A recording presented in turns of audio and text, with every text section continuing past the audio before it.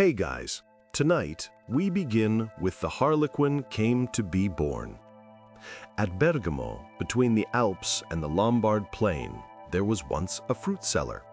He was a prosperous man, for all the nobility and gentry of the town bought their fruit from him, and he was a portly, comfortable man, rosy as one of his own ripe apples. This, some folks said, was because he had never married. But one day he noticed a girl, a mere slip of a girl, but very pretty, with black hair and laughing black eyes, who stood looking at the fruit in his shop. "What would you like, miss?" he asked. "Nothing, thank you, sir," said the girl. "I only want to look. They are so lovely." "Oh, very well," said the fruit seller. "There is no charge for looking." Presently, the girl went away with what sounded like a little sigh of regret. Next day she came again, and the fruit seller, who had a kind heart and thought that perhaps the girl was too poor to buy anything, gave her an orange and an apple. But instead of eating them, she carried them away with her, holding one in each hand and gazing at them lovingly. That night, the fruit seller could not sleep for thinking of the girl. Nor could he the next.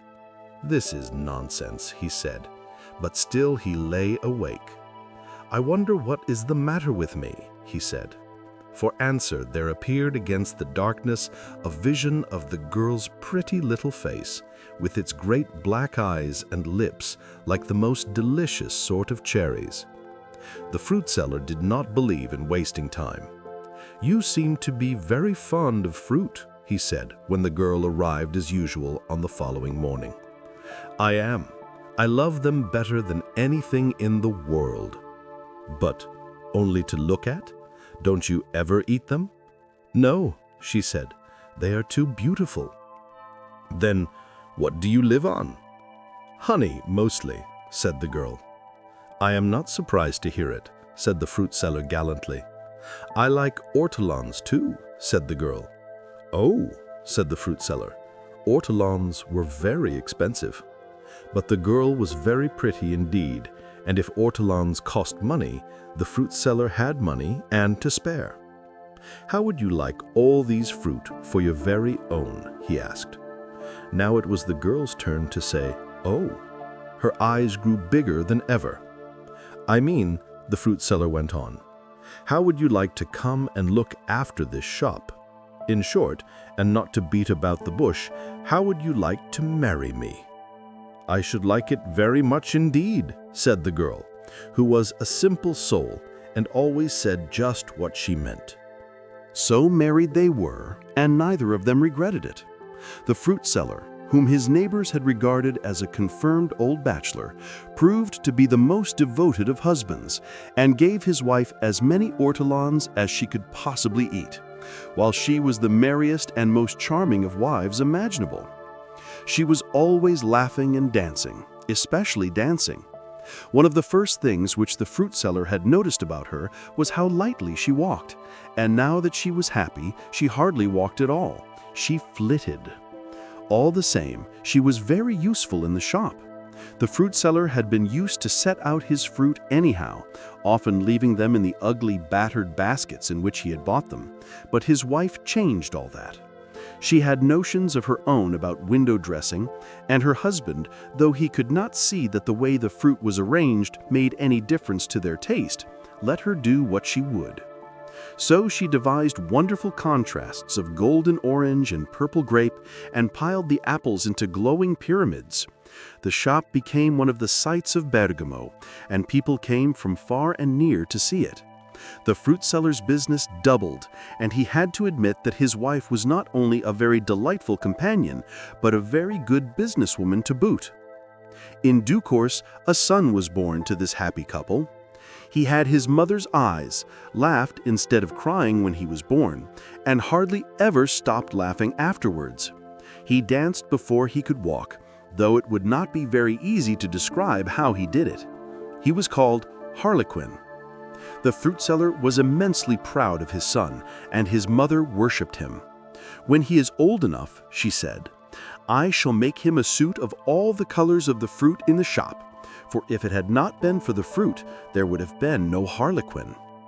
So when the time came for Harlequin to be breeched, she made him a wonderful suit of diamond-shaped pieces of cloth, red and purple, green and orange, and Harlequin was the smartest little boy in Bergamo. Why Harlequin ran away from home? Harlequin was a very imp of mischief. Whatever naughtiness was afoot, he must take his part in it, and he soon became the ringleader among boys who were, many of them, twice his age and size. He showed a diabolical ingenuity in devising tricks to play upon the good folk of Bergamo. Incredibly active and fleet of foot, no policeman could hope to catch him, and no bird's nest was safe from him. He went up church towers like a steeplejack. In his colored suit, he pirouetted joyfully about the town like a bright butterfly, working havoc wherever he went. His mother laughed at his doings, and even his father, though he scolded him, could not at first help rather admiring him for them. "I was just such a young rascal at his age," he would say, though it was difficult to believe that the stout fruit seller had ever looked anything like his quicksilver son. But when the boy's devilries began to affect his trade, he took a more serious view of the matter. Harlequin liked nothing better than to sit in the window above the shop and pelt the customers with cherry stones or even rotten oranges. Naturally, the customers were annoyed, and some of them began to buy their fruit at the new shop over the way. This made the fruit seller very angry, and he decided that he must teach his son a lesson. So he went to the carpenters and bought a leather or wand of whitewood, long and thin and flexible. And Harlequin, dancing into the shop, whistling and gay as usual, unexpectedly received his first thrashing. His mother cried, which surprised Harlequin. It was not she who was being whipped. That himself should cry, which he did most lustily, was no wonder, for his father's arm was strong, and those pretty clothes of his fitted him very tightly. Still, he did not mend his ways. He lived for fun, and the fun which he had out of life was, he decided, well worth an occasional whip. And despite his mother's tears, he was whipped often. As Harlequin grew older, he discovered new kinds of mischief. By the time he was 15, he was well known in all the taverns of Bergamo. He diced and played cards, kissed the girls, and was, altogether, as wild a youth as could be found in Lombardy. "The gallows will be the end of him," said his father. "Oh, don't say so," cried his mother. "Well, it is not my fault, my dear," his husband replied. "I am sure I have done my best to bring him up properly, and I was always sober enough myself. I can't imagine where he gets his wicked ways from." And the fruit seller looked severely at his wife, for he could not help thinking that her merry disposition, and she was still as merry as ever when she was worrying about Harlequin, was in some degree responsible for their son's levity. "Of one thing I am quite certain, and that is that he will never be any use to me in the shop. Heaven only knows what is to become of him." His wife sighed. What was to become of her precious scapegrace Harlequin? It certainly was a problem. Harlequin himself solved the problem for them, quite suddenly. One day there was a procession in Bergamo, a very magnificent affair. All the dignitaries of the town took part in it, among them the fruit seller, who was now a person of great importance, and looked it as he rode proudly on his white horse, in his fur-trimmed cloak of black velvet, with his gold chain about his shoulders. The cavalcade was approaching the cathedral, and everything seemed to be going as it should. But suddenly there was a flash and a bang, then another, then a regular fusillade. For a moment people thought that some enemy, the French perhaps, had taken advantage of the holiday to make an attack on the town. The horses reared, threw their riders, and dashed into the crowd. Women screamed, men shouted, and all was confusion. Harlequin flung his last cracker into an old woman's market basket, paused a moment to laugh as she scuttled away as though the devil himself were after her, and then slipped up a deserted side street. He was pleased with the success of his plot, but he was not sure that it had not been too successful, Of course, everyone would guess who the author of it had been, and if anyone were seriously hurt, he would certainly be called to account. For the first time in his life, he felt frightened. "I very much doubt whether the air of Bergamo will be good for my health for some time to come," he said to himself, as he hurried back to the shop, which he knew he would find empty, for his mother was in a window in the great square watching the procession. He filled his pockets with fruit and with the contents of the till. Also he took that long, flexible wand, of which the virtue as a weapon of attack he had had such painful experience. He could not help shivering as he made it whistle through the air.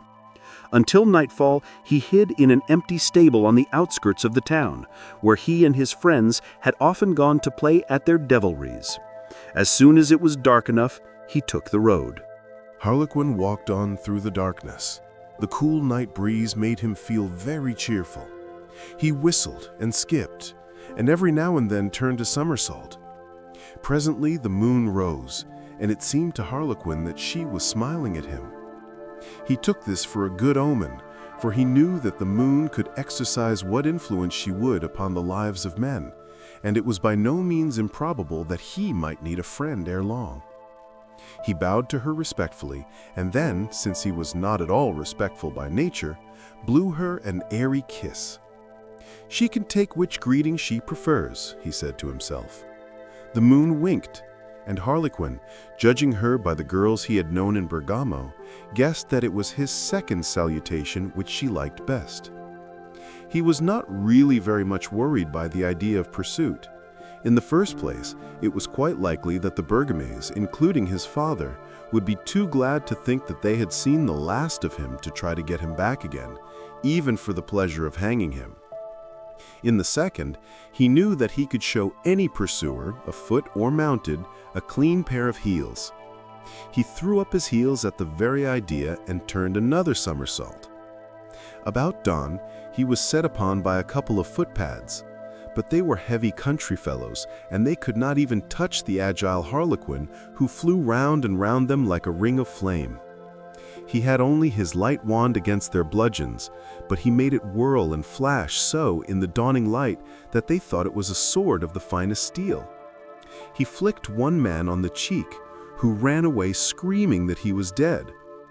The other he caught across the ankles, and the fellow fell on his hands and knees and crawled off as fast as he could.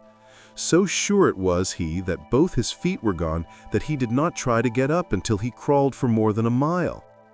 He must have looked very silly when he discovered his mistake, but Harlequin was not there to see him. He had gone on his own way, extremely pleased with his exploit, munching on one of his father's apples and whistling a merry tune whenever his mouth was empty enough. At the first town he came to, he bought a black mask. "Just in case my father should catch me up," he said. "Besides, there are lots of situations in which a mask is useful, and if I don't sooner or later find myself in one of them, my name is not Harlequin." Having eaten a sausage and drunk a flagon of wine, he set out once more on his journey. Nor had he gone very far before he heard, coming from round a bend of the road ahead of him, the sound of such infectious music that his feet were fairly caught up into the tune, so that when he came into sight of the player, he was waltzing and pirouetting like a goat stung by a tarantula. The player, who was sitting by the roadside, laid down his instrument, which was a mandolin hung with gay ribbons, and stared at Harlequin. He was a round-faced, roguish-looking fellow, dressed all in black, except for a white frill round his neck, and wearing a black cap rakishly on one side. "Who in the name of Bacchus may you be?" he asked. Harlequin was too out of breath to think of a lie, so he told the truth. "You swear by a very admirable god," he added. "None better," the other replied. "And now, name for name, sir," cried Harlequin. "That is but fair," said the musician, rising to his feet and making a ceremonious bow. "I am Scaramouche, at your service. You may have heard of me." "I'm afraid not," said Harlequin. "Indeed?" said Scaramouche, looking surprised. "Where, if I may ask, do you hail from?" "From Bergamo." "Ah," said Scaramouche contemptuously. "A poor, inconsiderable town where art has never been cherished. You may have noticed that I am something of a performer on the mandolin." "Indeed, yes," said Harlequin. "Such playing I never heard before." Scaramouche smiled. "Thank you," he said. "I see that, although a Bergamese, you are a person of unusual discernment. But I can very honestly return your compliment. In all my wanderings, and I have visited the most famous cities of Italy, I have never met a dancer who was your equal." "Really?" Harlequin, delighted. "Never one who could hold a candle to you," cried Scaramouche. "We are a pair well met. Together we should conquer the world." "I should like that," said Harlequin. "Then listen to me," said Scaramouche. "But, by the way, you have not told me whither you are journeying." "Nowhere in particular," Harlequin replied. "I go where adventure calls."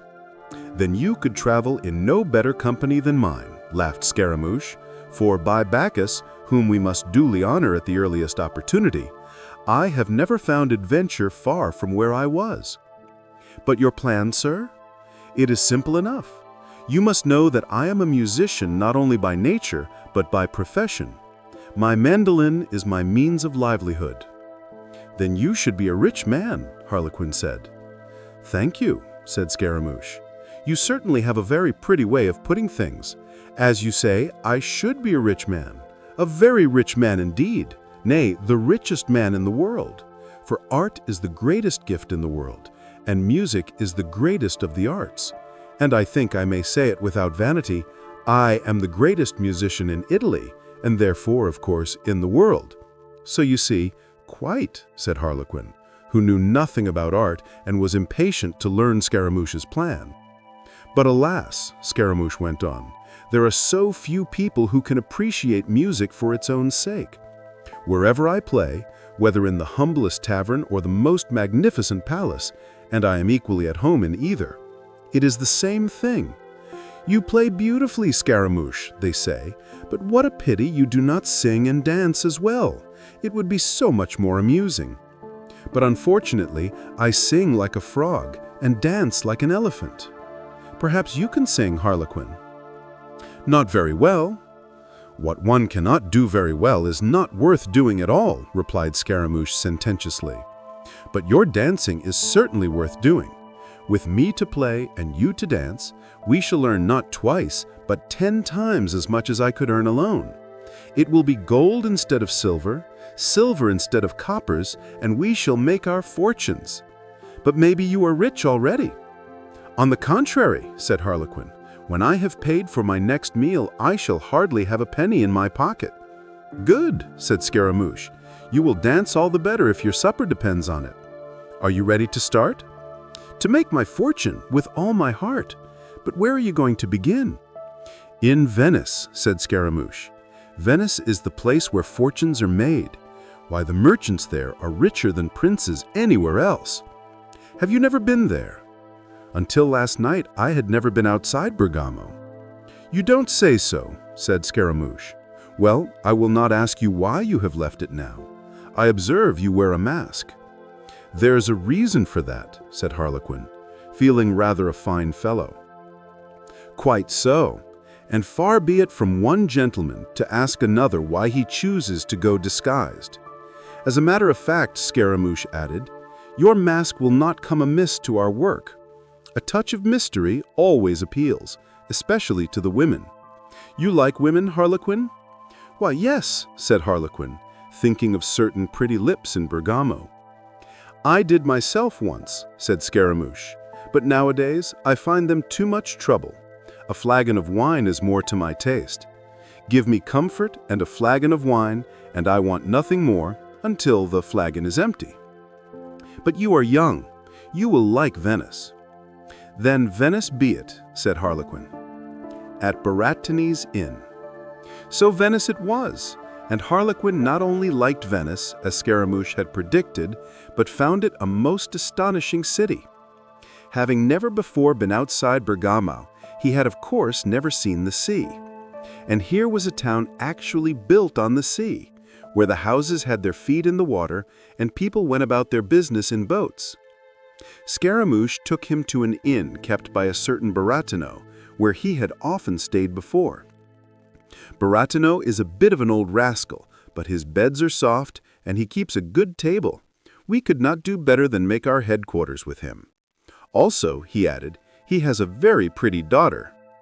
It was by this daughter of Burattino's, whose name was Violetta, that the travelers were welcomed. Scaramouche kissed her. "Well, my dear, it is nice to see you again. How do you find yourself?" "Blooming," said the girl, and she looked it, with her plump, ruddy cheeks and her sparkling eyes. "This is my young friend Harlequin," said Scaramouche. "He is a famous dancer."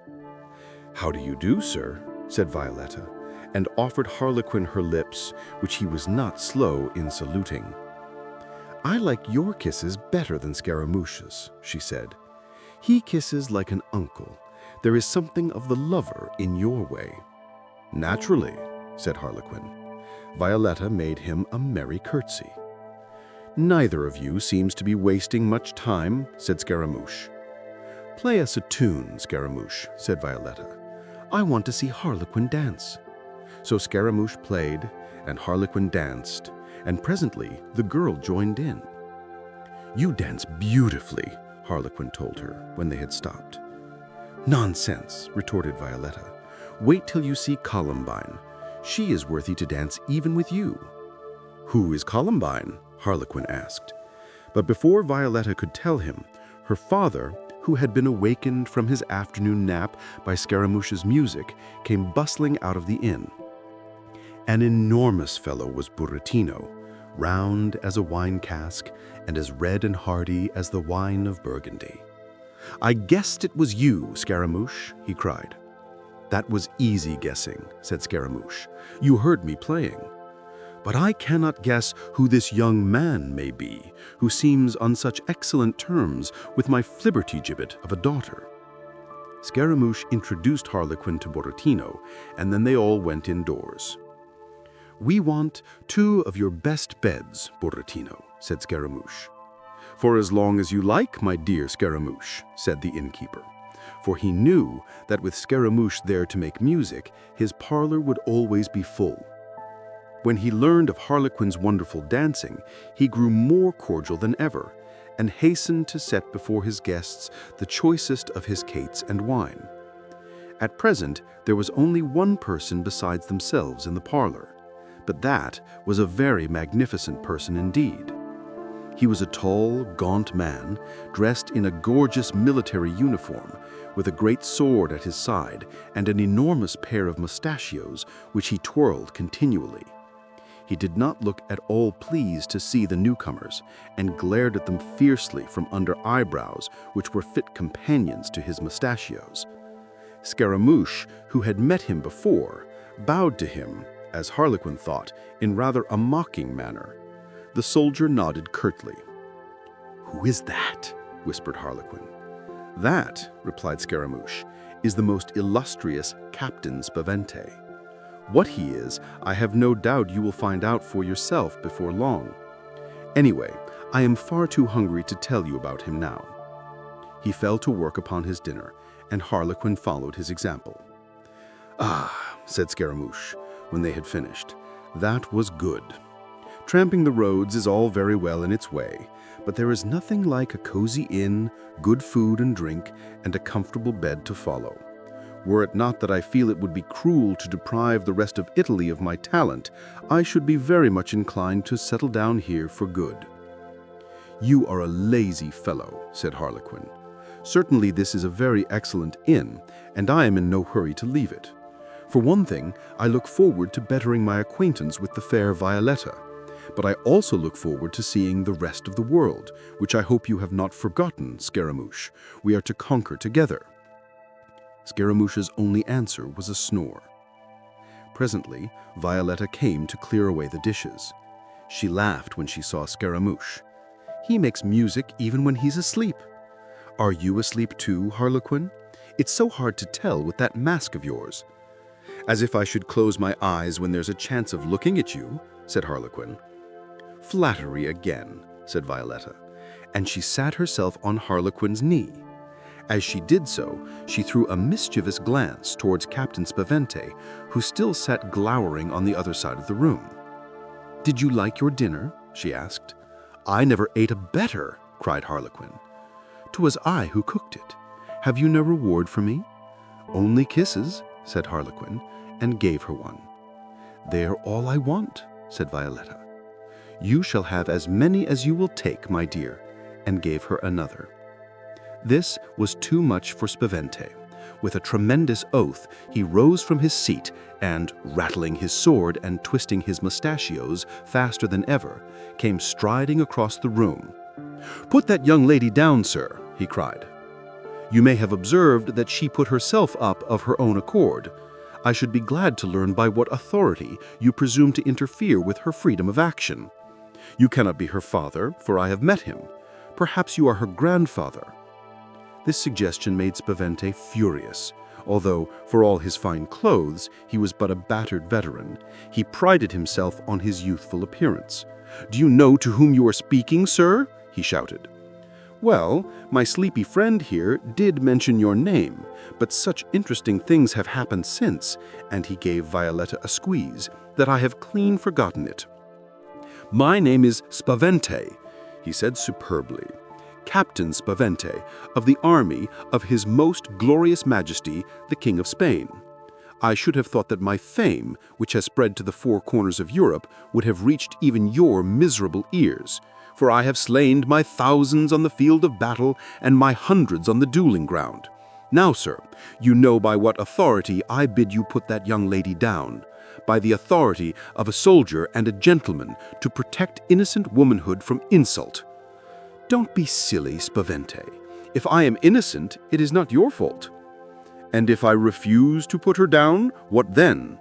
"Why then, he shall be compelled to give you the soundest drubbing that you ever had in your life.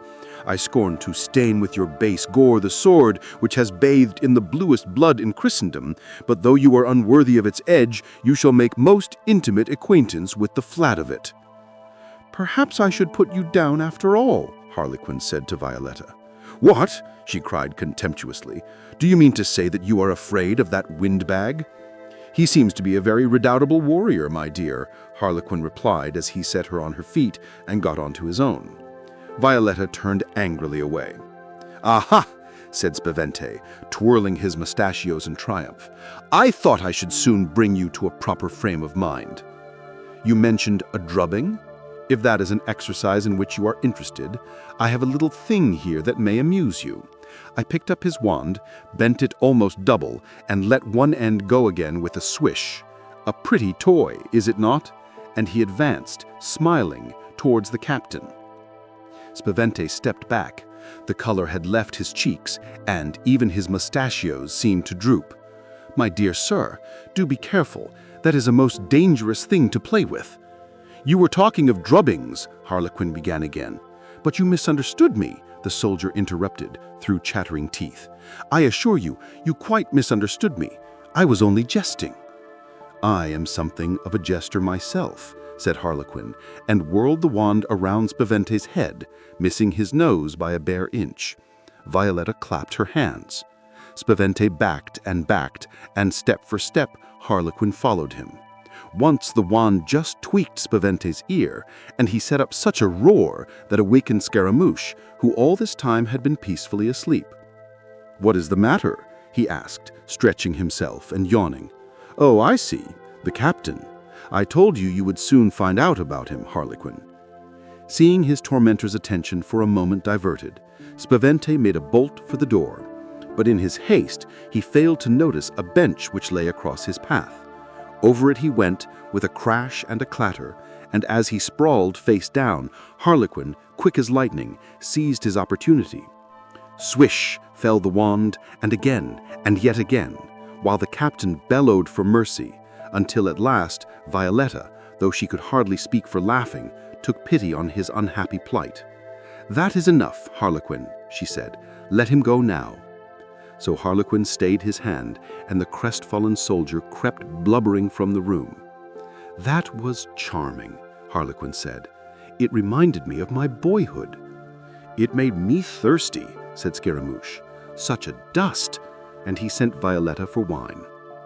Spavente did not appear again that evening, but the next day he was back in his accustomed place, entertaining Burattino's customers with the story of the terrible thrashing which he had given Harlequin.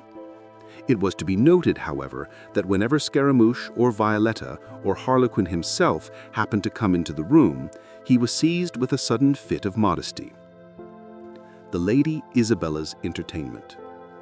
Scaramouche seemed to be in no hurry to start making that fortune of which he had talked so eloquently to Harlequin. He was too comfortable at the inn to care to stir far abroad. Harlequin, however, did not mind. He was quite happy flirting with Violetta and poking fun at the captain. Nevertheless, the two artists were not altogether idle. Every evening they played and danced for the amusement of the company in the inn parlor, and soon the excellence of their performance was the talk of Venice. Harlequin became as famous as Scaramouche. Folk flocked to see him, and Burattino rubbed his fat hands with delight. Everyone was pleased except Spavente, to whose tales of his own prowess no one would listen when the musician and the dancer were at work. He hated Harlequin, which was not surprising, and vowed to be revenged on him. It was not long before invitations began to come from the rich merchants. Then Harlequin thought that he was indeed on the high road to fortune, but Scaramouche said it was only a beginning. "These tradesmen," he said, "have certainly plenty of money, but they know its value too well. Wait till the nobles begin to take notice of us. However poor they may be, and some of them are little better than beggars, they always seem to have gold to fling about, and fling it about they do, like dirt." One day he came to Harlequin with his face as solemn as so round and merry a face was capable of being. "You will have to dance your best tonight, my friend," he said. "We are going to the Lady Isabella's. Her palace is one of the finest in Venice, and she is the greatest heiress. None of your upstart merchants' daughters, but a lady of the most ancient blood. If I am not very much mistaken, we shall come home with a hat full of gold." So Harlequin practiced some new pirouettes. Scaramouche tuned his mandolin, and at the appointed hour they set forth. On arriving at Isabella's palace, they were received by an immense Negro, clad in crimson velvet and gold lace, who led them through many apartments, larger and more magnificent than any that Harlequin had ever seen before, until they came to the largest and most magnificent of all. The walls were hung with rose-colored brocade, and paneled with long mirrors in gilded and fantastically carven frames. The floors were parquetted with rare woods and strewn with rugs from the East.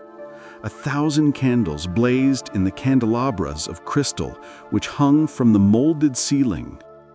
Nor was the company less handsome than its setting. Ladies in exquisite silks and laces sat or reclined on gilded chairs and couches. Gentlemen, dressed in the very latest fashion, stood before them or leaned confidentially over their shoulders. The ladies fluttered their fans, the gentlemen toyed with their snuff boxes, and there was a babble of talk and easy laughter, punctuated at intervals by the shrill yapping of a pampered and beribboned little lapdog, which ran from one group to another, seeking sweetmeats and caresses. Harlequin and Scaramouche performed on a platform at one end of the room. At first, Harlequin, mortified to observe, very little notice was taken of them, and the talking and laughter went on undiminished. But gradually, fascinated by the sweet strains of Scaramouche's mandolin and by his companion's graceful agility, the frivolous throng grew more and more silent and attentive, and when the dancing was over, there was warm and genuine applause. Several of the dainty ladies spoke to Harlequin, praising his skill, and he delighted them with the aptness of his replies. One of them asked him why he wore a mask. "Ah, madam," he said mysteriously, "I have the best of reasons." "I am sure you have," cried the lady, tapping him with her fan, "for I can see your eyes in spite of your mask, and they are the eyes of a wicked fellow." And out of her own very beautiful eyes she shot him a killing glance. There was only one note of discord in this brilliant scene. A little apart from the rest of the company sat a lady who, though she was handsomer and more richly dressed than the others, showed no signs of gaiety. She had watched the dancing but listlessly, and when anyone addressed her, she answered with few words and the faintest and most melancholy of smiles. Nor would she touch the delicious refreshments that the servants, clad in the same gorgeous livery of crimson and gold as the Negro porter, carried round on silver trays. Her sadness distressed Harlequin, who considered the world a merry place and thought that everyone else should be of the same opinion. On the way back to the inn, whither, as Scaramouche had predicted, they sped with heavily laden pockets, he asked the musician who she was. "Why, did you not know?" cried Scaramouche. "That was our hostess, the Lady Isabella." "The Lady Isabella!" exclaimed Harlequin. "You astound me, Scaramouche. What cause can she have for sadness? She is rich, she is beautiful, she has 1,000 gay and elegant friends. Why should one so fortunate be sad?" "You are young, Harlequin," said Scaramouche. "You have told me that before," Harlequin retorted. "The truth cannot be told too often," said Scaramouche in his most pompous manner. "And being young," he continued, "you as yet know little of those mischances against which neither wealth, nor beauty, nor friends are any protection." "What mischance has befallen the Lady Isabella?" Harlequin asked. "That I cannot tell you," replied Scaramouche. "It is some time since I was in Venice, and much happens here in a little while. Ask your friend Violetta. She always knows all the gossip." So Harlequin asked Violetta. "Ah, poor Isabella," said the girl, heaving a sigh. "Hers is indeed a hard lot. She was betrothed to one of the most noble and quite the handsomest young man in Venice, and he jilted her." "The scoundrel!" cried Harlequin. "What was his name?" "Lelio," said Violetta. "Such a lovely young man." "Lovely or not, I call him a scoundrel, to jilt so beautiful a lady." "I suppose he couldn't help it, poor fellow. He saw Columbine." "Who in the name of my great-grandmother is this Columbine?" Harlequin cried. "You mentioned her the day I arrived here, and I meant to get you to tell me about her, but I forgot." "You won't forget Columbine once you have seen her," said Violetta. "It is Violetta who will be forgotten then." "I shall never forget my little Violetta. Never, never, never." And after each never, he gave the girl a kiss. Violetta laughed and shook her pretty head. "You are a nice boy, Harlequin," she said. "You mean what you say, I am sure, but I know men. I have no doubt that Lelio meant to be faithful to Isabella until he met Columbine." "What is there so wonderful about her?" Harlequin impatiently asked. "Her charm is impossible to describe, but it is wonderful. She is more like a fairy than a mortal girl. All the same, I wouldn't be her for 1,000 crowns. She leads the most wretched of lives, shut up all day in a poky little house with no one to talk to but her old curmudgeon of a father and that foolish Pierrot." "Who is her father?" cried Harlequin. "And who is Pierrot?" "Ah, you are beginning to get interested," said Violetta. "Columbine's father is Pantaloon, the doctor, and Pierrot is his assistant. Though of what assistance he can be, I am unable to imagine, for his wits are always in the clouds. Of course, like everyone else, he is in love with Columbine, who only laughs at him." "Does she laugh at Lelio, too?" Harlequin asked. "I can't imagine anyone laughing at Lelio. He's far too magnificent. Whether she loves him or not, I cannot say, but whether she loves him or not, Pantaloon is determined that she should marry him." "Would he marry her against her will?" cried Harlequin. "That he would," Violetta replied. "Pantaloon is a proper old villain. He has always been a most unnatural father, keeping Columbine as close as though she were a nun, and since Lelio appeared on the scene, he has been worse than ever. I suppose he is afraid she will fall in love with someone else. Of course, it would be a fine thing for him to get a rich nobleman as a son-in-law. He would be able to shut up his books and pour his physic into the gutter, which I dare say would be the best place for it." "Does he never let Columbine out of the house?" asked Harlequin. "Never, but in his own company. Sometimes he takes her for a little walk. I suppose he is afraid she would grow fat and lose her beauty. They pass this way occasionally, for their house is only at the end of the street, the little white house at the corner." "Poor Columbine," said Harlequin. "Poor Harlequin," said Violetta, "if he ever sees Columbine. And poor Violetta, I must make the most of you while I still have you." And she flung her arms around him. How Harlequin First Saw Columbine. A day or two later, while Harlequin sat chatting with Scaramouche, he heard Violetta calling him. "Harlequin," she cried, "come here to the window, quick!" "What is it?" he asked. "Pantaloon and Columbine are passing." Harlequin hurried to the window. "There they go," said Violetta. "Isn't she lovely?" She certainly was very lovely, Harlequin thought. He had never seen anyone like her. Violetta was pretty, Isabella was handsome, but Columbine was adorable. There was no other word for her. She was rather small, but perfectly proportioned. Every limb and feature were most exquisitely made.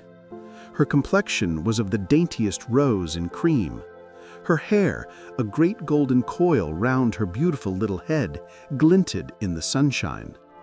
Except for the rosebuds in her tiny straw hat, she was dressed all in white, and her skirt was of some light gossamer stuff which seemed to float its wearer through the air. Harlequin remembered that Violetta had said that Columbine would be worthy to dance even with him. "I should just think she would," he thought. "Why, she would make me look a clodhopper. She is lighter-footed even than my mother. She hardly touches the ground at all." Watching her till she was out of sight, he had no eyes for her companion. Yet Pantaloon, in his own way, was well worth looking at, for he was as ugly as his daughter was beautiful, as ungainly as she was graceful. Wrapped in his rusty doctor's cloak, with his great spectacles on his great beak of a nose, he stumped goutily along at her side, leaning heavily upon his silver-headed cane. "Well," said Violetta, "what do you think of her?" "She is quite a pretty little thing," said Harlequin carelessly. Violetta laughed. "My dear Harlequin," she cried, "you can't take me in so easily as that. I saw the way you looked at her." And away she went to her work in the kitchen, humming a merry little tune. There was not a grain of jealousy in Violetta's nature. Besides, Harlequin was by no means the only string to her bow. She was not even annoyed when that evening he forgot to kiss her goodnight. He forgot to kiss Violetta because, as she had foretold, he could think of nothing but Columbine. Scaramouche noticed his absent-mindedness. "What is the matter, Harlequin?" he said. "I believe you are in love." "Of course I am," replied Harlequin quickly. "With Violetta." "Rubbish," Scaramouche retorted. "That isn't the way one loves Violetta. You have been seeing Columbine." "How on earth did you guess?" cried Harlequin. "I know the symptoms," said Scaramouche. "But you would do far better to stick to Violetta, my dear fellow. Columbine is not for you." "Don't you make too sure of that," said Harlequin, and fell to musing again. Scaramouche went to sleep, but presently he was awakened by a prod from Harlequin's long finger. "Listen to this, Scaramouche," said the dancer. "A dainty Venus rising from a sea, which foams in furbelows and breaks in frills. I'd simply love to take her on my knee. You didn't know I was a poet, did you?" "I am not sure that I know it now," replied Scaramouche. "Anyway, what is the use of a poem without an ending?" "I can't think of the last line," said Harlequin. "And simply hate to pay her washing bills," Scaramouche chanted after a moment's reflection. "How would that do?" "It wouldn't do at all," Harlequin said. "You are a base old materialist." "That is a very comfortable thing to be," replied Scaramouche. "Far better than being in love." And he went off to bed. Harlequin sat up for some time longer, racking his brains for an ending to his poem. But all he could think of was, "and simply hate to take her father's pills," which, if anything, was worse than Scaramouche's suggestion. "Perhaps I am not a poet, after all," he said to himself, as he lighted his candle and made his way upstairs, hoping to dream of Columbine. Harlequin visits the doctor. Next morning, when neither Scaramouche nor Violetta was looking, for he was terribly afraid that they would laugh at him, Harlequin slipped out of the inn and walked as far as Pantaloon's house.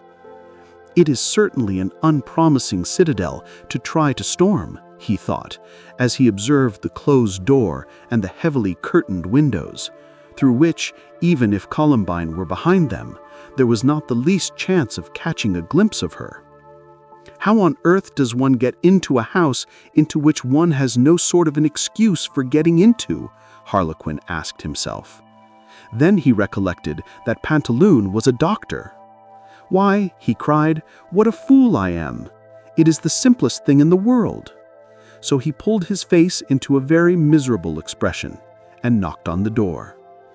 He had to knock 3 times, and even then it was only after a great rattling of chains and creaking of bolts that the door was opened.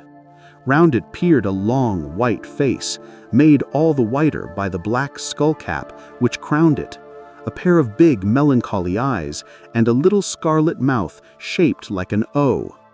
This, as Harlequin immediately guessed, was Pierrot. "What do you want?" asked he, in a thin, wavering voice.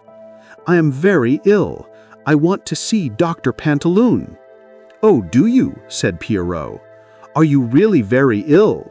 "Dreadfully," said Harlequin. "I feel as though I should die." "Well," said Pierrot doubtfully, "I will ask him if he will see you. He doesn't see everyone, you know." He shut the door in Harlequin's face and went away. "What a heartless fellow he is," thought Harlequin. "For all he cares, I might die in the street. And what a loon he looks. No wonder Columbine laughs at him." Presently, Pierrot opened the door again. "You may come in," he said. "This way." He led Harlequin into an untidy room, surrounded by shelves full of curious contrivances and bottles containing liquids of various colors. In one corner stood a skeleton, which grinned so stupidly and looked so unsteady on its legs that Harlequin wondered whether its owner had died after a drinking bout. From the ceiling hung a stuffed crocodile and some dried outlandish fishes. There was a very unpleasant smell. After a few minutes, Pantaloon came stumping in. He glared fiercely at Harlequin through his great horn-rimmed spectacles. "Well," he said, "what can I do for you?" "I am very ill," he repeated. "I want you to cure me." "But you are not one of my regular patients. I only attend to my regular patients." "But one cannot very well be a regular patient until one has paid you a first visit, can one?" "No," said Pantaloon thoughtfully. "That is true enough. I see you are a logician, sir." "Logician or not, I like to have the best of everything. So, naturally, being ill, I came to you." Quite so, said Pantaloon, more amiably than he had yet spoken. "But who told you to come to me?" "Why," cried Harlequin, "all Venice, for all Venice talks of the skill and learning of Dr. Pantaloon." The doctor smiled, or at least grinned. I shouldn't wonder if the bony gentleman in the corner was his brother. "Well, young man," said Pantaloon, "I will do what I can for you. Let me look at your tongue." Harlequin put out his tongue, which was as red as a beetroot. Pantaloon peered at it. "Horrible," he said. "I'm afraid you are very bad. Let me feel your pulse." He took Harlequin's wrist in one hand and an enormous watch from his pocket in the other. "Too, what a rate it is going!" He noticed, however, that whatever his pulse was doing, the watch was not going at all. "Have you any pain?" asked the doctor. "Yes," said Harlequin, "a horrible pain." And he rubbed himself eloquently in the middle. "You did a good thing to come to me," said Pantaloon. "There is no one else in Venice who could have saved your life." He took a bottle down from one of the shelves and poured some pink liquid into a glass. To this he added some green and then some purple. It was a very pretty mixture. "Drink this," he said to Harlequin. "It will do you a lot of good." "May I not take it home with me?" "No, certainly not," said Pantaloon. "All depends on your drinking it at once." So Harlequin screwed up his face and gulped the stuff down. There was nothing else to do. He screwed up his face even more when he had finished the draught. "Ugh," he said. "That will make you ever so much better," said Pantaloon. "It has made me ever so much worse," the patient retorted, sinking into a chair and clasping his head in his hands. "Oh, my poor head," he cried. "What is the matter with it?" asked Pantaloon. "It aches terribly," said Harlequin. "That is just as it should be," said Pantaloon complacently. "The medicine has driven the pain upwards. In a minute or two it will come out at the top, and you will be all right." "But I have a particularly sensitive head," said Harlequin. "I have been subject to these dreadful headaches ever since I was a baby. There is only one thing that will cure them." "What is that?" Pantaloon asked. "If a woman strokes my forehead with her soft hands," Harlequin replied, "that always makes me better. I suppose you have no one in the house who would do it?" "Certainly not," said Pantaloon decidedly. "What a suggestion!" "I only wondered," said Harlequin innocently. "I thought perhaps your daughter—" "What do you know about my daughter?" cried Pantaloon in a great rage. "You are an impudent fellow. Get out of my house, sir. You have wasted quite enough of my time. I don't believe you were ill at all." "If I wasn't when I came," Harlequin retorted, "I am now, after your disgusting medicine." "How dare you, sir?" the doctor shouted. "It is the most excellent medicine in the world, far too good to be poured down your worthless gullet. Now be off with you." "With all the pleasure in life," said Harlequin, and made for the door. "Not so fast," cried Pantaloon. "Before you go, I want my fee, a crown, if you please." "A crown?" exclaimed Harlequin. "A crown for that vile potion? You ought to pay me for drinking it." "If you don't pay up," said Pantaloon in a threatening voice, "I will call the police and have you arrested for the rogue you are." Harlequin realized that there was nothing to be gained by making the doctor any angrier, so he reluctantly gave him a crown and took his departure. Piero, who had been present, silent and melancholy, during the whole interview, let him out of the house. "That isn't the way to go to work, my friend," he said as he unbolted the door. "What do you mean?" asked Harlequin sharply. "I know quite well what you were after," said Piero in his mournful little voice.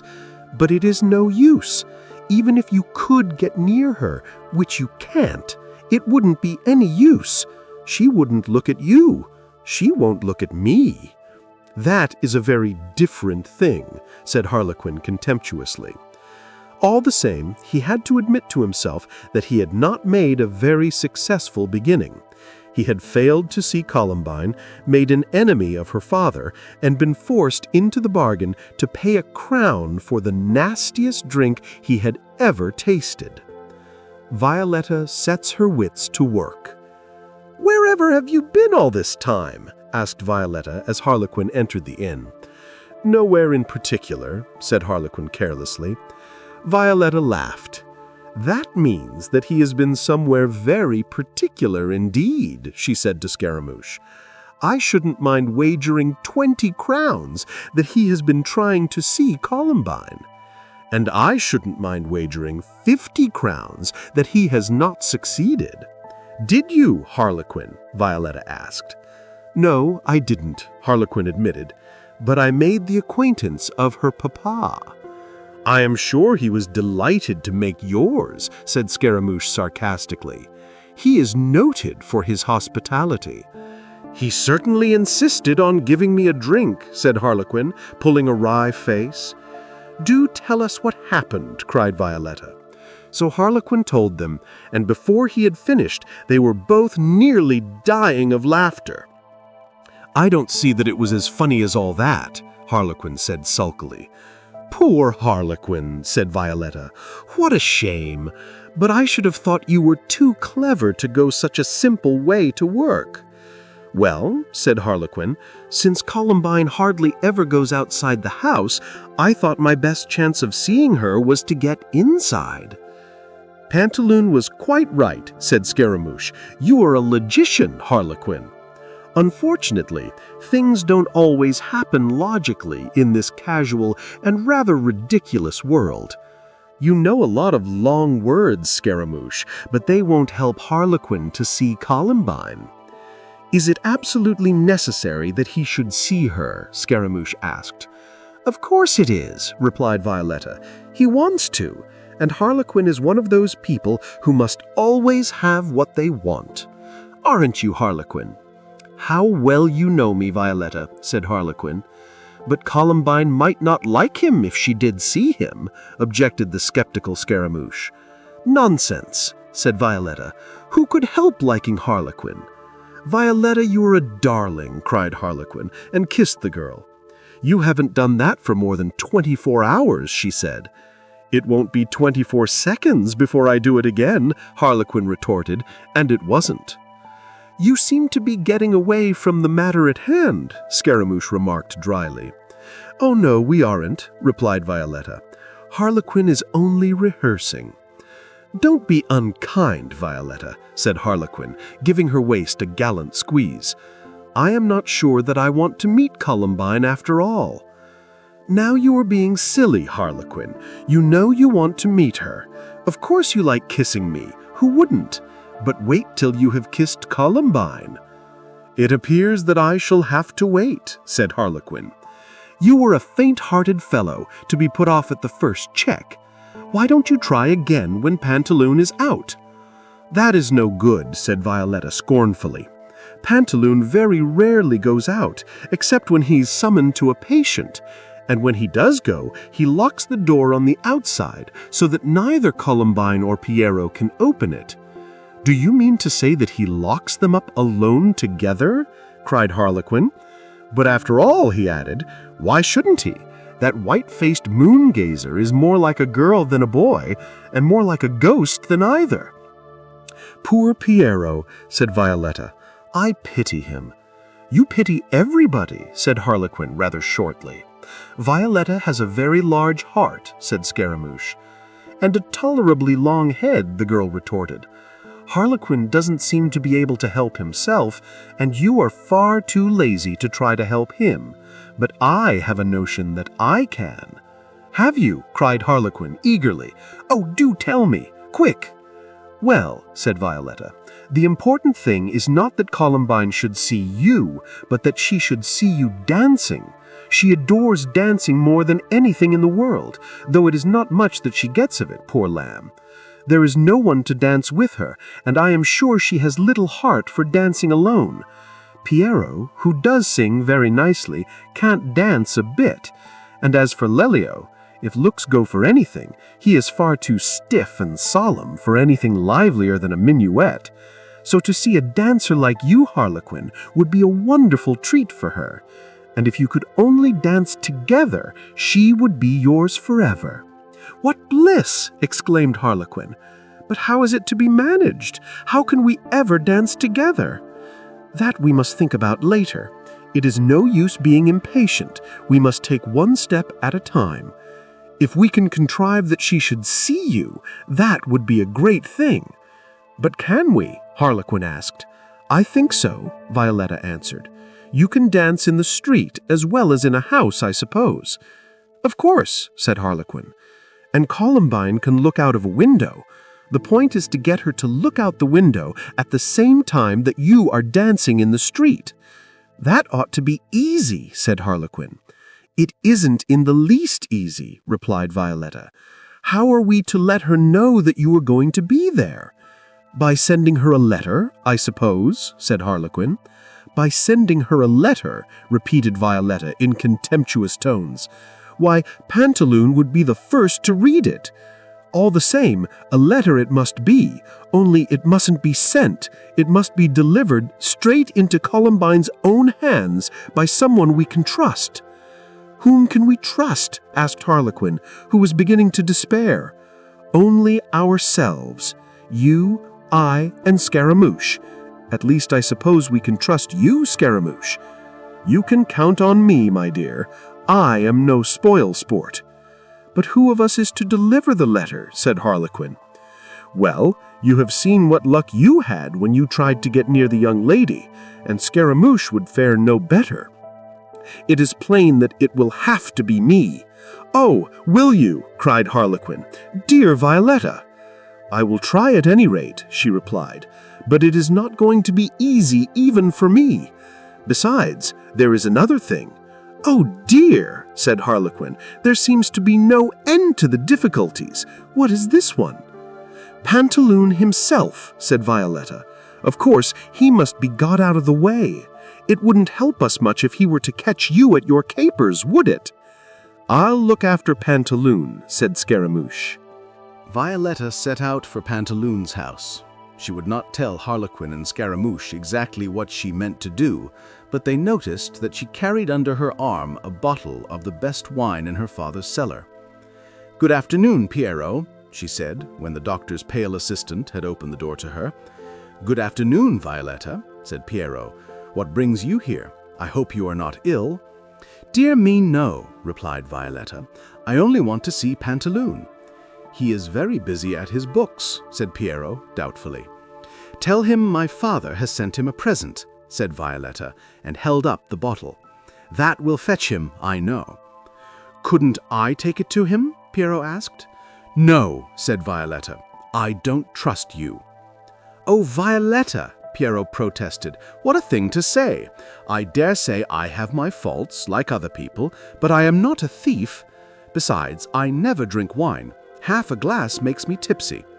"That is just why I don't trust you," said Violetta. "You have such a weak head. Why, you would go dreaming along and drop the bottle before you had got it to Pantaloon." "You have a very poor opinion of me, haven't you, Violetta?" said Pierrot pathetically. "Now, don't stay arguing," cried Violetta. "Run along and fetch Pantaloon. That is a good boy." When Pantaloon heard what Violetta had brought him, he came out of his study without delay. "This is very kind of Burattino," he cried, gazing affectionately at the bottle. "Very kind indeed. Why, my dear, whatever is the matter?" For Violetta had suddenly uttered a desperate groan. Oh dear," she cried. Clutching at her bodice, she gave another groan more harrowing than the first, and leaned against the wall as though she could not stand without support. "She is fainting," said Pierrot. "I am afraid she is," said Pantaloon. "We must bring her indoors." Together, though neither of them was very strong, and Violetta was a solidly built young woman, they got her into the house, while all the time Violetta gasped and groaned and clutched at her dress. "She will suffocate if she goes on like this," said Pantaloon. "We must undo her stays." At that Violetta gave forth a shriek of horror. "No, no," she cried. "I won't let you. I am a modest girl." Then she groaned again. "You must let us," said Pantaloon. "Otherwise you will stifle." "I would rather stifle," said Violetta obstinately, "than let you touch me." "You can't stifle in my house," said Pantaloon. "Think of my reputation." Violetta only groaned worse than ever. "I must undo them," said Pantaloon.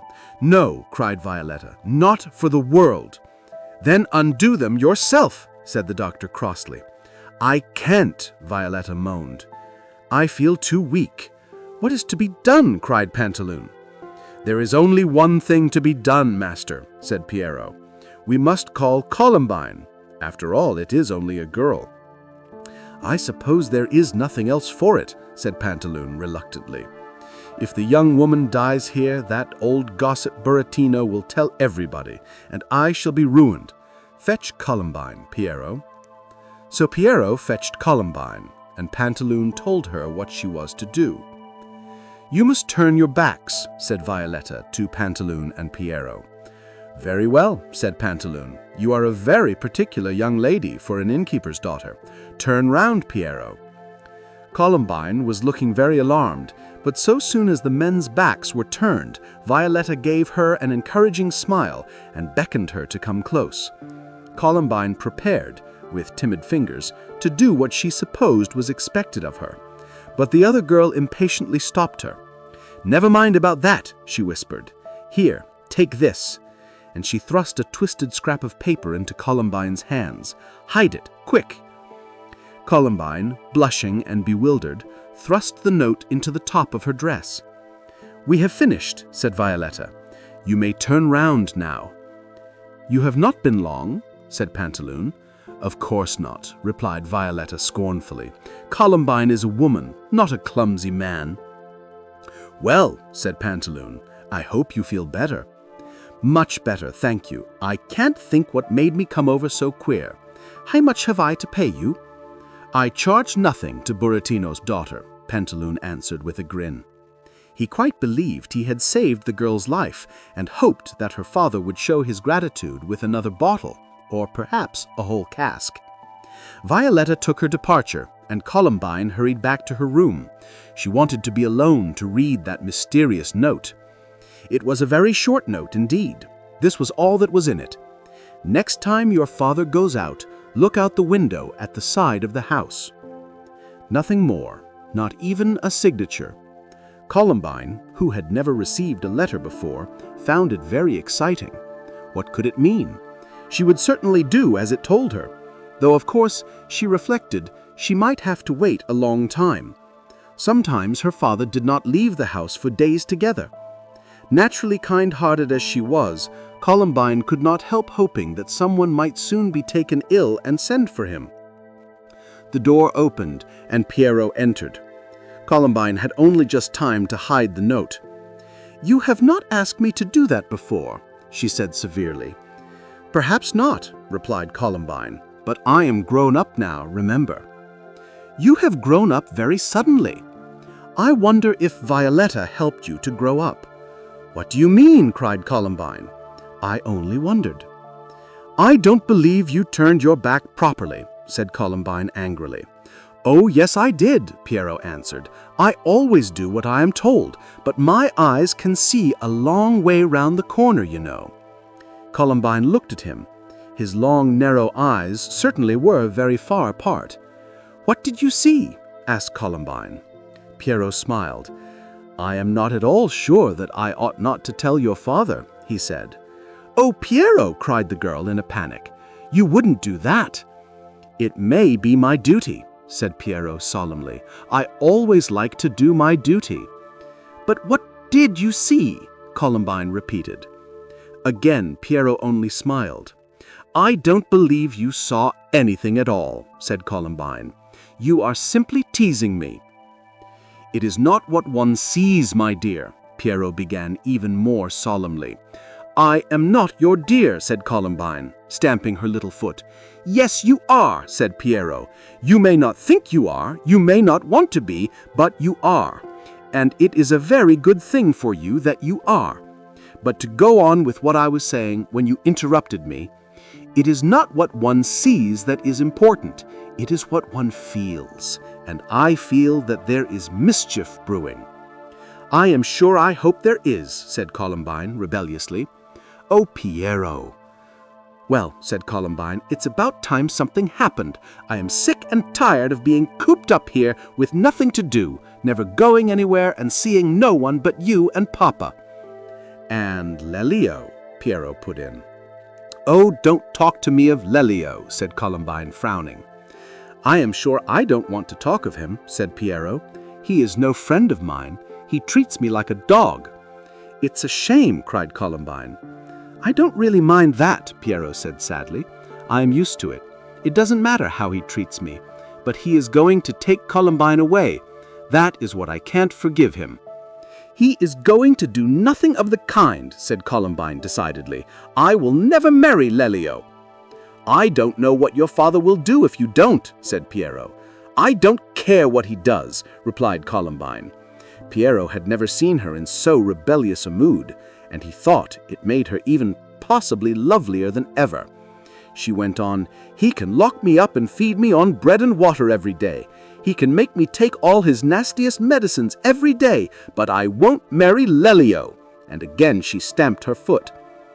"I know very well that I don't want you to marry him, but all the same, I can't help thinking that the sooner you are safely settled in life, the better it will be.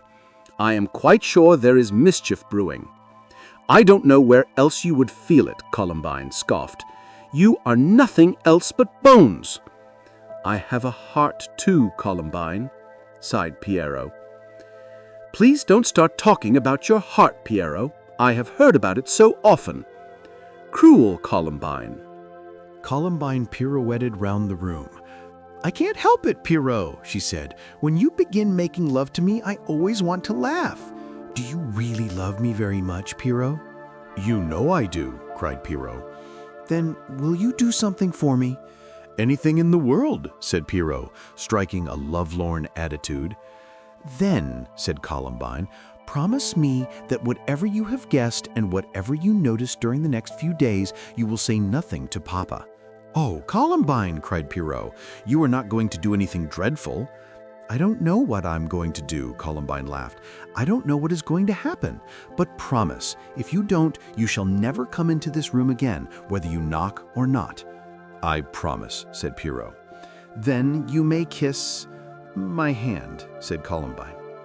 Pierrot, grateful for small mercies, fell on his knees. Harlequin's opportunity. Violetta returned to the inn, extremely well pleased with the success of her ruse. She found the others eagerly awaiting her and told them what she had accomplished. "Bravo!" cried Scaramouche. "You are a clever wench, Violetta." As for Harlequin, he was so delighted that he danced about the room and made Violetta dance with him until she was breathless. "You should save your breath for dancing to Columbine," she panted when at last he had let her go. "I am ready to begin now," cried Harlequin, who could dance all day without tiring. "What about your plan for getting old Pantaloon out of the way, Scaramouche?" "It is too late to carry it out this evening," replied the musician. "Upon my soul," exclaimed Harlequin, "you are incorrigibly lazy." "You mustn't be so impatient, Harlequin," said Violetta. "It is much too late. It is nearly dark, and what on earth would be the use of your dancing before Columbine's window if she could not see you?"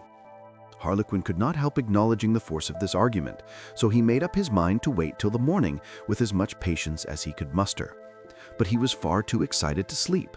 He spent half the night inventing new and fantastic dance steps, greatly to the annoyance of Scaramouche, who shared a bedroom with him. "If you don't leave off jigging about there and get into bed, I won't stir a finger to help you," yawned the sleepy musician. That quieted Harlequin, but though he lay down, he did not go to sleep, and he dragged his friend out of bed at a very early hour. "This is the last time I shall ever offer to assist anyone in their love affairs," Scaramouche grumbled as he pulled on his clothes. After breakfast, over which, in spite of Harlequin's growing impatience, Scaramouche absolutely refused to hurry, the musician told the dancer to go and hide near Pantaloon's house. "Be sure," he added, "that you choose a spot where you cannot be seen, but from which you can see yourself who goes in and out." Harlequin picked up his wand, kissed Violetta, and skipped away. "That is the last of Harlequin," said Violetta, a little wistfully. "But he will come back," said Scaramouche. "His body may, but his heart will stay with Columbine." "I don't believe Harlequin has a heart," said Scaramouche. "Columbine will find one," said Violetta. Presently, Spavente, who always slept late, swaggered in and sent Violetta for his breakfast. Scaramouche strolled across to his table. "Good morning, my dear captain," he said. "I hope you are feeling well this fine morning." "Perfectly well, I thank you, sir," replied Spavente, a good deal surprised at the other's unaccustomed politeness. "I am very glad to hear you say so," said Scaramouche in a doubtful tone. "Very glad indeed. In fact, I am much relieved." "Why?" cried Spavente. "Don't I look well?" "Since you ask me so," said Scaramouche, "I feel obliged to confess that you don't. In my opinion, you look far from well." These words threw the captain into the utmost alarm, which was exactly what the wily musician had hoped they would do, for he knew that Spavente was as big a coward about his health as in other ways. "Dear, dear," said the unhappy Spaniard, "now that you mention it, I really don't think I am altogether up to the mark." "I should say you were very much below it," said Scaramouche. "Yes," said Spavente, "I am afraid I am." At that moment Violetta entered with his breakfast. "Take it away," cried Spavente, shuddering. "I can't look at it." "Why, Captain?" Violetta asked in unfeigned surprise, for she was not in Scaramouche's secret. "What is the matter?" "I am far too ill to eat anything," Spavente wailed. "Ill?" said the girl in unfeigned surprise, for she was not in Scaramouche's secret. "It is nothing catching, I hope." "I don't know what it is," wailed the soldier. "I wish I did." "I think you ought to send for the doctor, my friend," said Scaramouche. "Yes, I think I ought to," agreed Spavente. "For whom had I better send?" "Why, for Pantaloon, of course," said Scaramouche, winking at Violetta, who, immediately understanding what was afoot, winked gleefully back.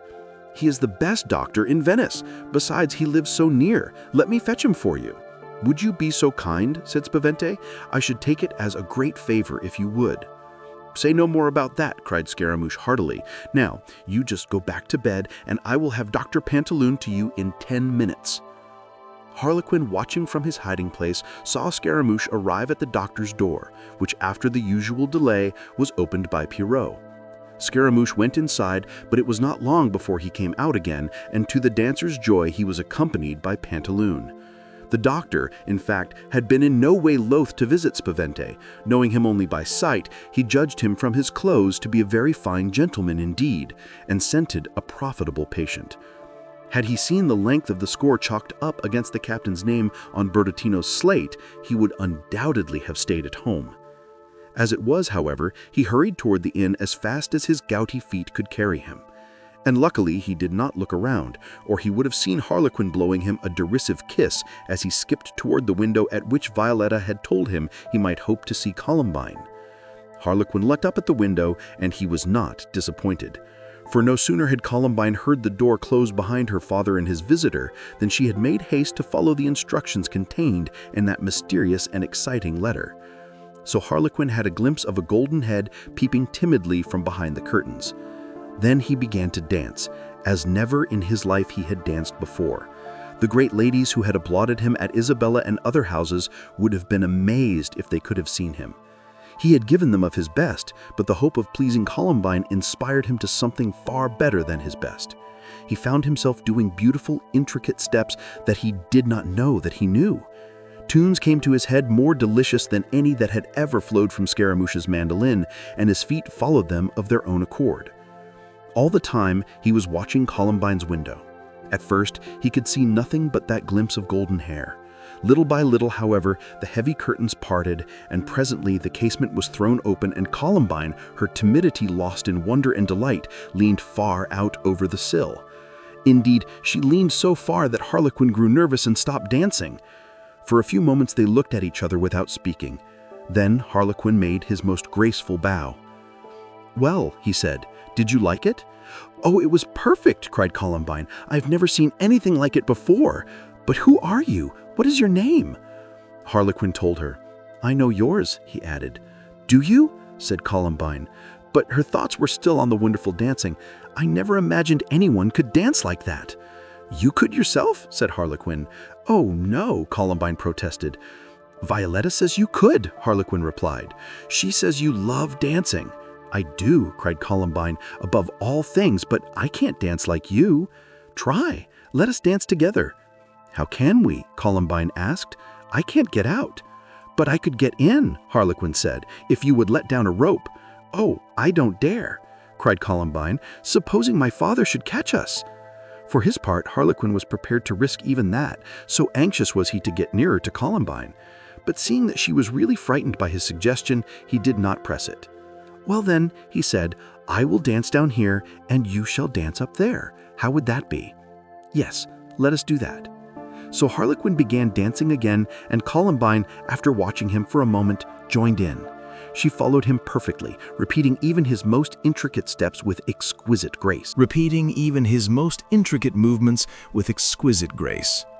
They were still dancing, he on the ground and she at the window, when Violetta appeared on the scene.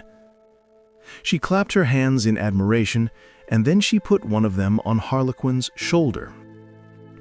"That was very pretty," she cried. "But you must stop now. Pantaloon will be here in a minute or two." Harlequin said something exceedingly rude about Pantaloon, and Columbine turned as white as her dress. "Never mind, Columbine," said Harlequin, who was incapable of being anything but cheerful for more than 10 seconds together. "I shall come again. Next time you must have that rope handy. You dance divinely." "Do I, Harlequin?" Columbine murmured shyly. "Of course you do," said Harlequin. "How could you do anything except divinely? For you are divine yourself. You are an adorable little goddess." Columbine went as rosy as she had before been white, and hung her golden head. "I am sorry to interrupt," said Violetta, "but you really must come away." "Very well," said Harlequin reluctantly. "Goodbye, Columbine. Goodbye, Harlequin." "Not that way, stupid," said Violetta, as Harlequin, with one last look back towards Columbine's window, started to take the usual road to the inn. "We should run straight into Pantaloon." She led him up a side street, and as they made their roundabout way homewards, gave him an account of the doctor's interview with Spavente, to which she had listened through the keyhole. "It really was very funny," she said. Pantaloon had kept asking Spavente what was the matter with him, and Spavente, of course, had been unable to say. But Scaramouche had kept suggesting all sorts of aches and pains, which no sooner had he mentioned than Spavente was quite sure that he felt them. In the end, Pantaloon had come to the conclusion that the captain was very ill indeed, and had ordered him to stay in bed until his next visit. "But I don't believe you're listening," Violetta said crossly. "I am, Violetta, I am," protested Harlequin, who, as a matter of fact, had not been listening very closely, for his mind kept wandering away to Columbine. "You said something about Pantaloon's next visit, didn't you?" "Yes," said Violetta. "He is going to call on Spavente again tomorrow morning." "Oh, how splendid!" Harlequin cried. He threw his wand high into the air and neatly caught it as it fell. "I shall be able to go to see Columbine again." "Yes," said Violetta, "and I shouldn't be surprised if you were able to do so every day for a week at least. You see, Scaramouche told Pantaloon that Spavente was a nobleman in his own country and had a great estate there. So of course the old villain won't let him get better in a hurry. He looks forward to sending in a nice long bill. I hope he may get it paid." "I'll pay it myself as a thank offering for my good fortune." "A week? Why, anything may happen in a week." "A good deal has happened in a morning, I fancy. You have won Columbine already, Harlequin." "Do you really think so?" cried Harlequin. "Oh, Violetta, how wonderful! The mere thought makes me want to dance for joy. Let us dance the rest of the way home, Violetta." "No, thank you," she said shortly. "I don't feel inclined to dance." Harlequin looked at her in surprise. So, soon as Harlequin was out of sight, and Columbine, still blushing, had left the window, Pierrot entered her room. He gazed at Columbine reproachfully out of his big, sad eyes. "I was watching too," he said, "downstairs." "Indeed," said Columbine, as calmly as she could. "I hope you enjoyed yourself." "Enjoyed myself?" exclaimed Pierrot. As if I could, with that fellow trying to dance the heart out of your body. What nonsense you talk, Pierrot, Columbine cried. I wish it was nonsense, said Pierrot. He was not only trying, but by the color of your cheeks, I am rather inclined to think that he succeeded. Columbine stamped her foot. You are very impertinent, she cried, in the prettiest of rages. It is all for your good, my dear, said Pierrot. Columbine was too angry for words. Do you know who the fellow is? Pierrot asked her. Columbine did not reply. There, said Pierrot, you talk out the window with a man about whom you know nothing. I am surprised at you, Columbine. I do know something about him, said Columbine defiantly. I know his name, anyway. And a queer, outlandish name it is, Pierrot retorted. No one with a name like that could possibly be up to any good. Then look at his extraordinary clothes, and why, I should like to know, does he wear a mask? I think his clothes are beautiful, said Columbine, and his mask makes him all the more interesting. He would have no cause to wear it if he were an honest man, said Pierrot. I believe you know something about him, Pierrot, cried Columbine. Nothing to his credit, Pierrot replied, and he told her how Harlequin had come to Pantaloon shamming sick and how he had asked for Columbine to cure his headache. Columbine found this extremely thrilling. Evidently, Harlequin had wanted to make her acquaintance very much indeed. But how did he know about me? She wondered. He must have seen you passing Burattino's, said Pierrot. He is living there. Living at Burattino's? Cried Columbine. So that was why Violetta... She stopped in confusion. Aha, said Pierrot. So Violetta did bring you a message, did she? The minx. I suppose she was shamming too. And it was that old rogue Scaramouche who fetched your father away this morning. He is hand in glove with this Harlequin. Why, the whole thing is clearly a plot. Oh, Columbine, be careful. But it is so exciting, Columbine said. It will be exciting enough when your father finds out, said Pierrot. He must never find out, Columbine said in a frightened voice. You won't tell him, will you, Pierrot? Remember your promise. Yes, said Pierrot, slowly. I have not forgotten it, but I am so afraid, Columbine. There is nothing to be afraid of, you goose, laughed Columbine. I am not afraid. I think I am very happy. I wish I could be, Pierrot said mournfully. I wish you would try to look a little more cheerful anyway, said Columbine. Sing me something. Haven't you made any new songs lately? Yes, Pierrot said. I made one last week. I don't suppose you will like it. I can't tell that till I have heard it, can I, Columbine? Sing it to me.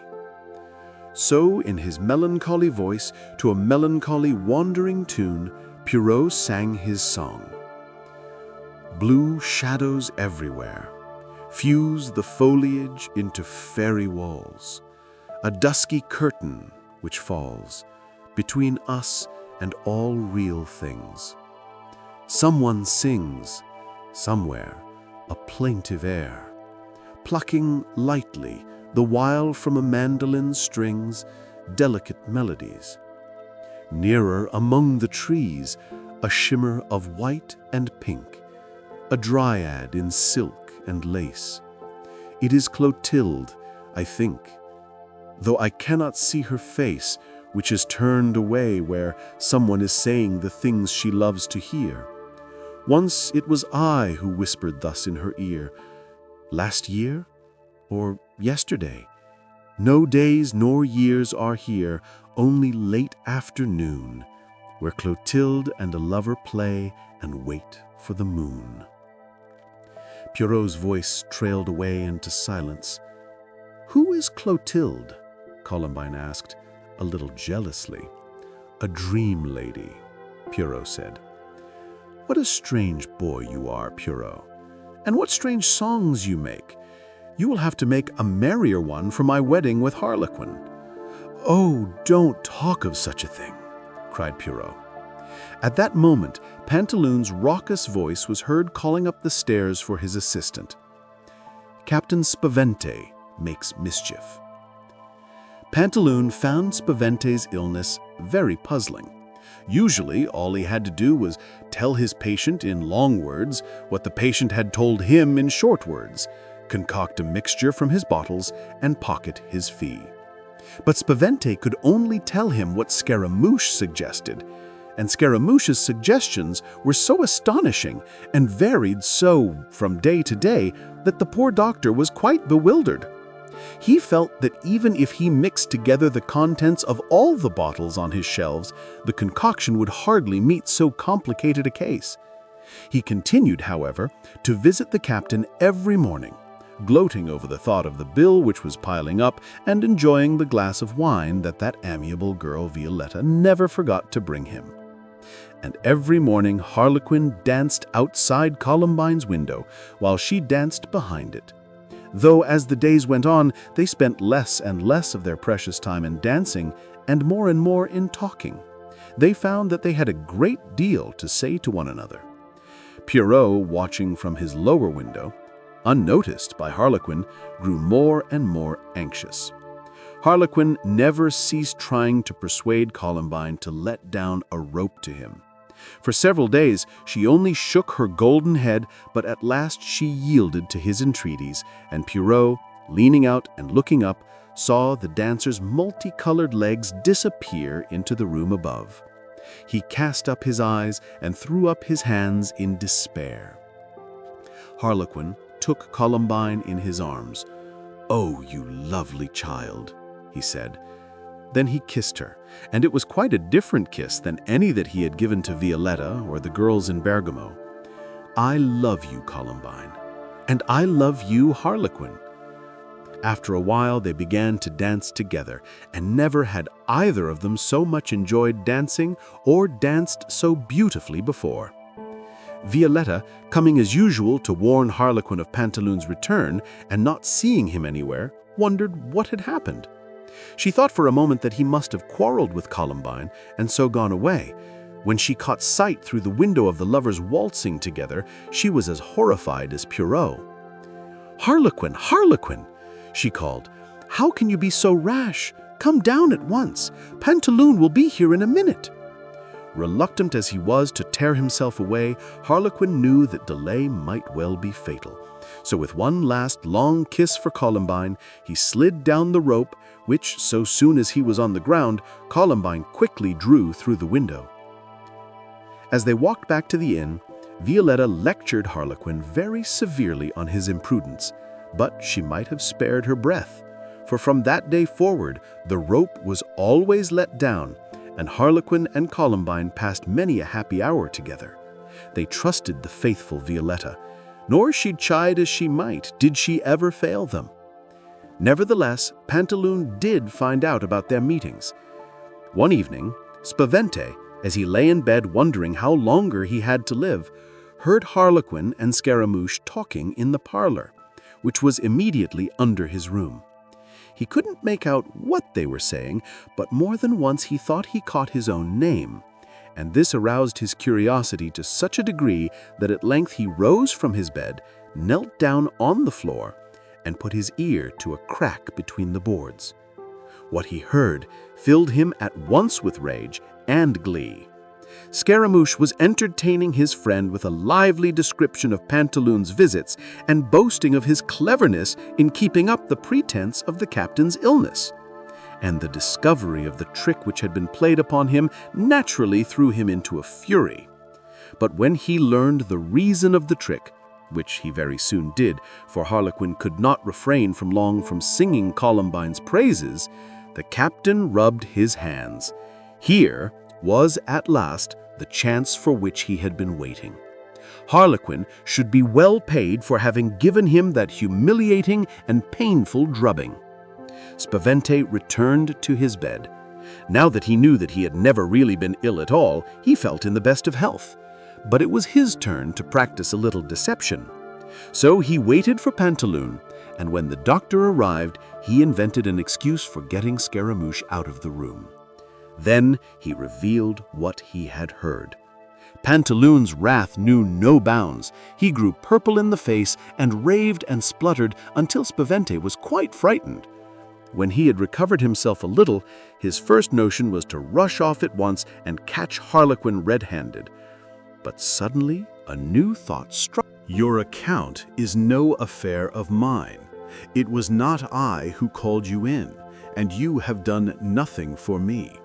You had better present your account to Scaramouche. As if I could get a penny out of that rogue, cried Pantaloon. Then what about Harlequin? Said Spavente. It seems that it is he who has benefited most by your visits. Would you mock me, sir? Shouted the doctor. And if I did, replied Spavente, it would be no more than a doctor who does not even know whether his patient is ill or not deserved. That is no worse than a patient who does not know it himself, Pantaloon retorted. Well, said Spavente, laughing rather foolishly, perhaps we are quits. We are not quits until you have paid my fee, said Pantaloon. How can I pay your fee when I have no money? Spavente asked. No money? Exclaimed the doctor in surprise. Why, Scaramouche told me you were a wealthy nobleman. I am a nobleman, it is true, replied Spavente, although it was not true at all. And by rights I should be wealthy. But alas, there are scoundrels in Spain as well as elsewhere.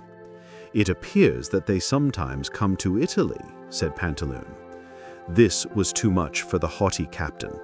What? He cried. Do you dare to insult Spavente, you base apothecary? And, springing out of bed, he caught up his sword. He felt that he was perfectly safe in threatening one so old and decrepit as Pantaloon. Nor was he wrong. Even in his nightgown, the soldier, with his bristling mustachios, his rolling eye, and his naked sword, was a terrifying figure. And the doctor, forgetting both his fees and his gout, made a dash for the door. Down the stairs he fled and out into the street. Violetta, busy in the kitchen, and not expecting him for another half-hour at least, unfortunately did not see him go. Columbine's punishment and Harlequin's new plan. Harlequin and Columbine were happily at their dancing and lovemaking when Pierrot burst into the room with a look of the utmost consternation on his long, pale face. "Fly, Harlequin, you must fly at once," he cried. "Pantaloon is letting himself into the house." "The devil he is," cried Harlequin, and Columbine uttered a little shriek. "Hush," whispered Pierrot. "He will hear you. For love's sake, go, Harlequin. There is not a moment to lose." Harlequin sprang to the window, from which the rope by which he had entered still hung. "You must come with me, Columbine." "Oh no," said poor Columbine. "I daren't." "But I will look after you, my dear," said Harlequin. "I know you would, Harlequin," replied Columbine, "but I daren't." They heard the front door slam and Pantaloon heavily mounting the stairs. "You really must get out, Harlequin," said Pierrot. "Yes," said Columbine. "Please go, my love."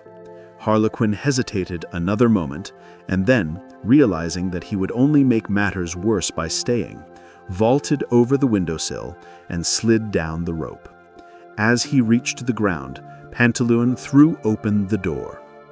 In spite of his spectacles, the doctor's sight was not very good, and seeing Pierrot standing by Columbine's side, he thought that he had caught the villain whom he was after.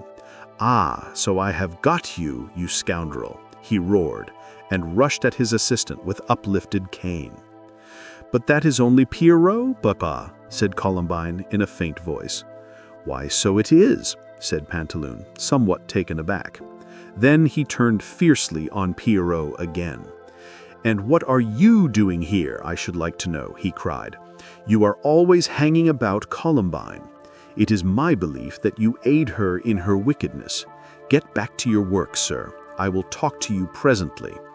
Pierrot, who was as timid as a mouse, crept out of the room. When he had gone, Pantaloon seized his daughter roughly by the arm.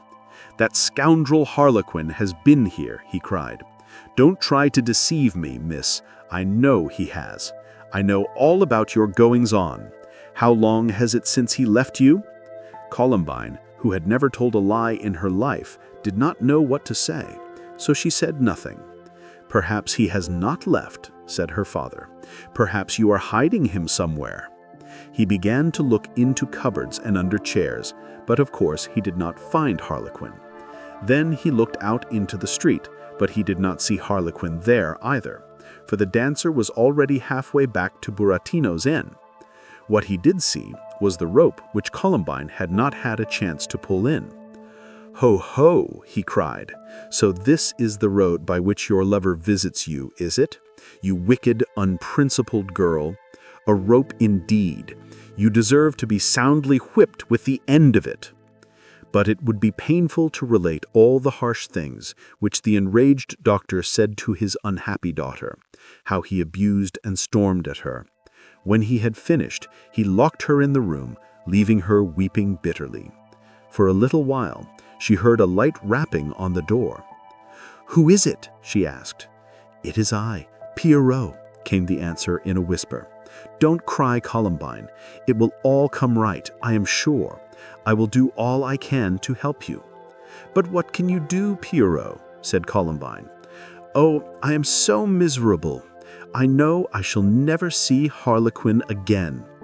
You shall," said Pierrot. "Indeed, I have already thought of something. I daren't stay to tell you it now, but trust Pierrot, Columbine." "I will," Columbine answered. "Dear Pierrot, you are very good to me." Pierrot sighed. That evening, when his master was shut up in his study, poring over his books of medical lore, he slipped out of the house and ran to Burattino's inn. Pierrot was afraid, indeed, that his errand might be a vain one, for it seemed to him that likely that after the events of the morning, Harlequin would have quitted the neighborhood. But Harlequin had no intention of doing so.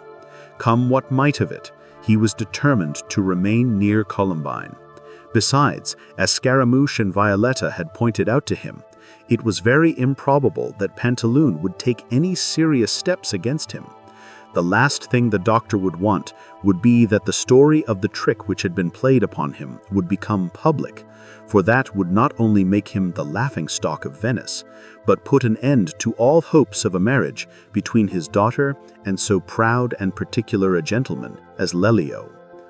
Pierrot put his head round the door of the inn parlor, where Scaramouche was playing to the guests and Violetta was waiting on them.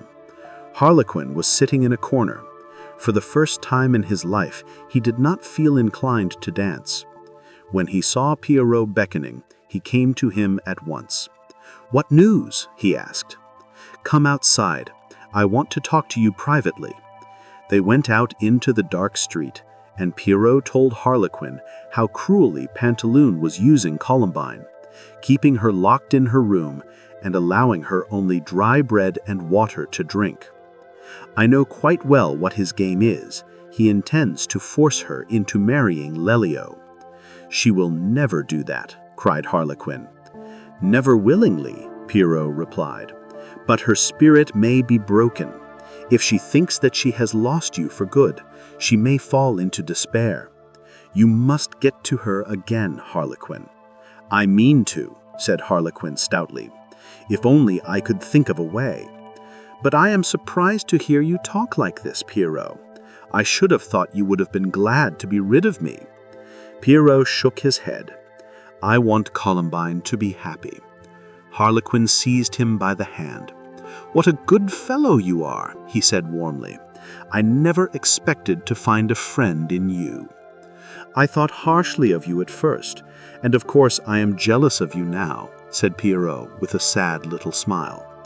"But I know it is only you who will make Columbine happy, so I have no choice but to help you if I can.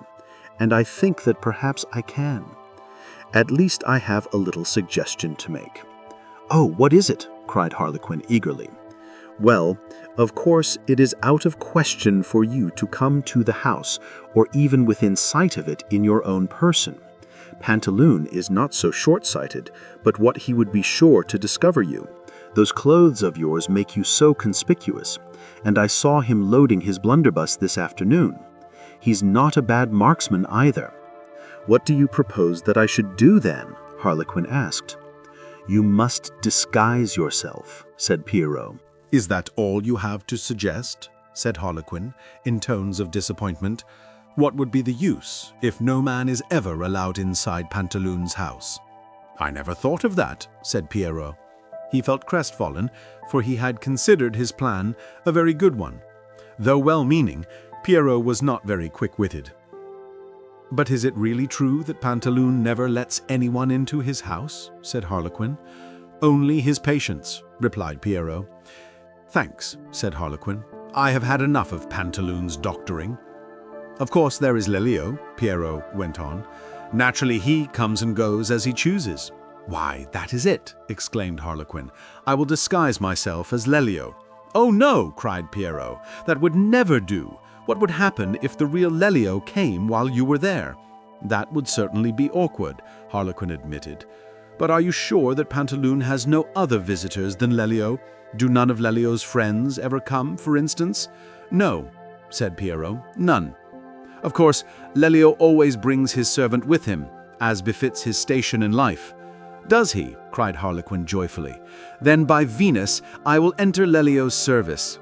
Lelio's livery shall be my passport to happiness. What fun! But how about Lelio's present servant, Coviello? Said Pierrot. He must be disposed of, Harlequin replied airily. What sort of a fellow is he? A stupid, greedy creature, who would do anything for gold. Then gold he shall have, said Harlequin. I have made plenty of gold by my dancing, and I would give every piece of it to see Columbine again. How can I get word with this Coviello? You may find him any morning idling outside his master's palace, for Lelio, like all great folk, sleeps till midday. Harlequin embraced Pierrot very heartily. You have earned my eternal gratitude, he cried. If anyone ever maltreats you, let me know, and by Bacchus he shall feel this little wand of mine.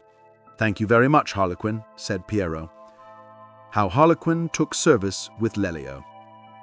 Violetta was very doubtful whether Harlequin's new scheme would be successful, and Scaramouche tried to throw cold water on a course of action which would rob him of the dancer's assistance in his performances. I thought you were so keen to make your fortune, and just as you are fairly on the road to it, you give it up for the sake of a girl. What folly! But nothing could stop Harlequin from setting off, on the morning after his conversation with Pierrot, to Lelio's palace. He found it easily enough, for it was one of the grandest in Venice. On the broad steps before the great bronze doors lounged at least a dozen lackeys, all wearing Lelio's splendid livery of blue and silver. Some of them were asleep, some throwing dice, others bandying jests. Some were fat and lean, some were tall, and others short. But they all, even the lean ones, had the comfortable look of men who live easily at the expense of a rich and lavish lord. It was vain for Harlequin to try to guess which of them was Coviello, so he asked one who seemed less preoccupied than the rest to point him out. Coviello, said the man, there he is, asleep, as usual, and he indicated a loutish fellow who lay on his back with his eyes shut and his mouth wide open. Harlequin went up to him and prodded him lightly with his wand. Coviello opened his eyes, blinked stupidly, and sat up. "Who are you, and what do you want?" he said. "A private word with you, sir, if you will so far honor me," replied Harlequin politely. Coviello looked at him doubtfully. "It will be to your advantage if you will listen to me," said Harlequin, and chinked the gold in his pocket.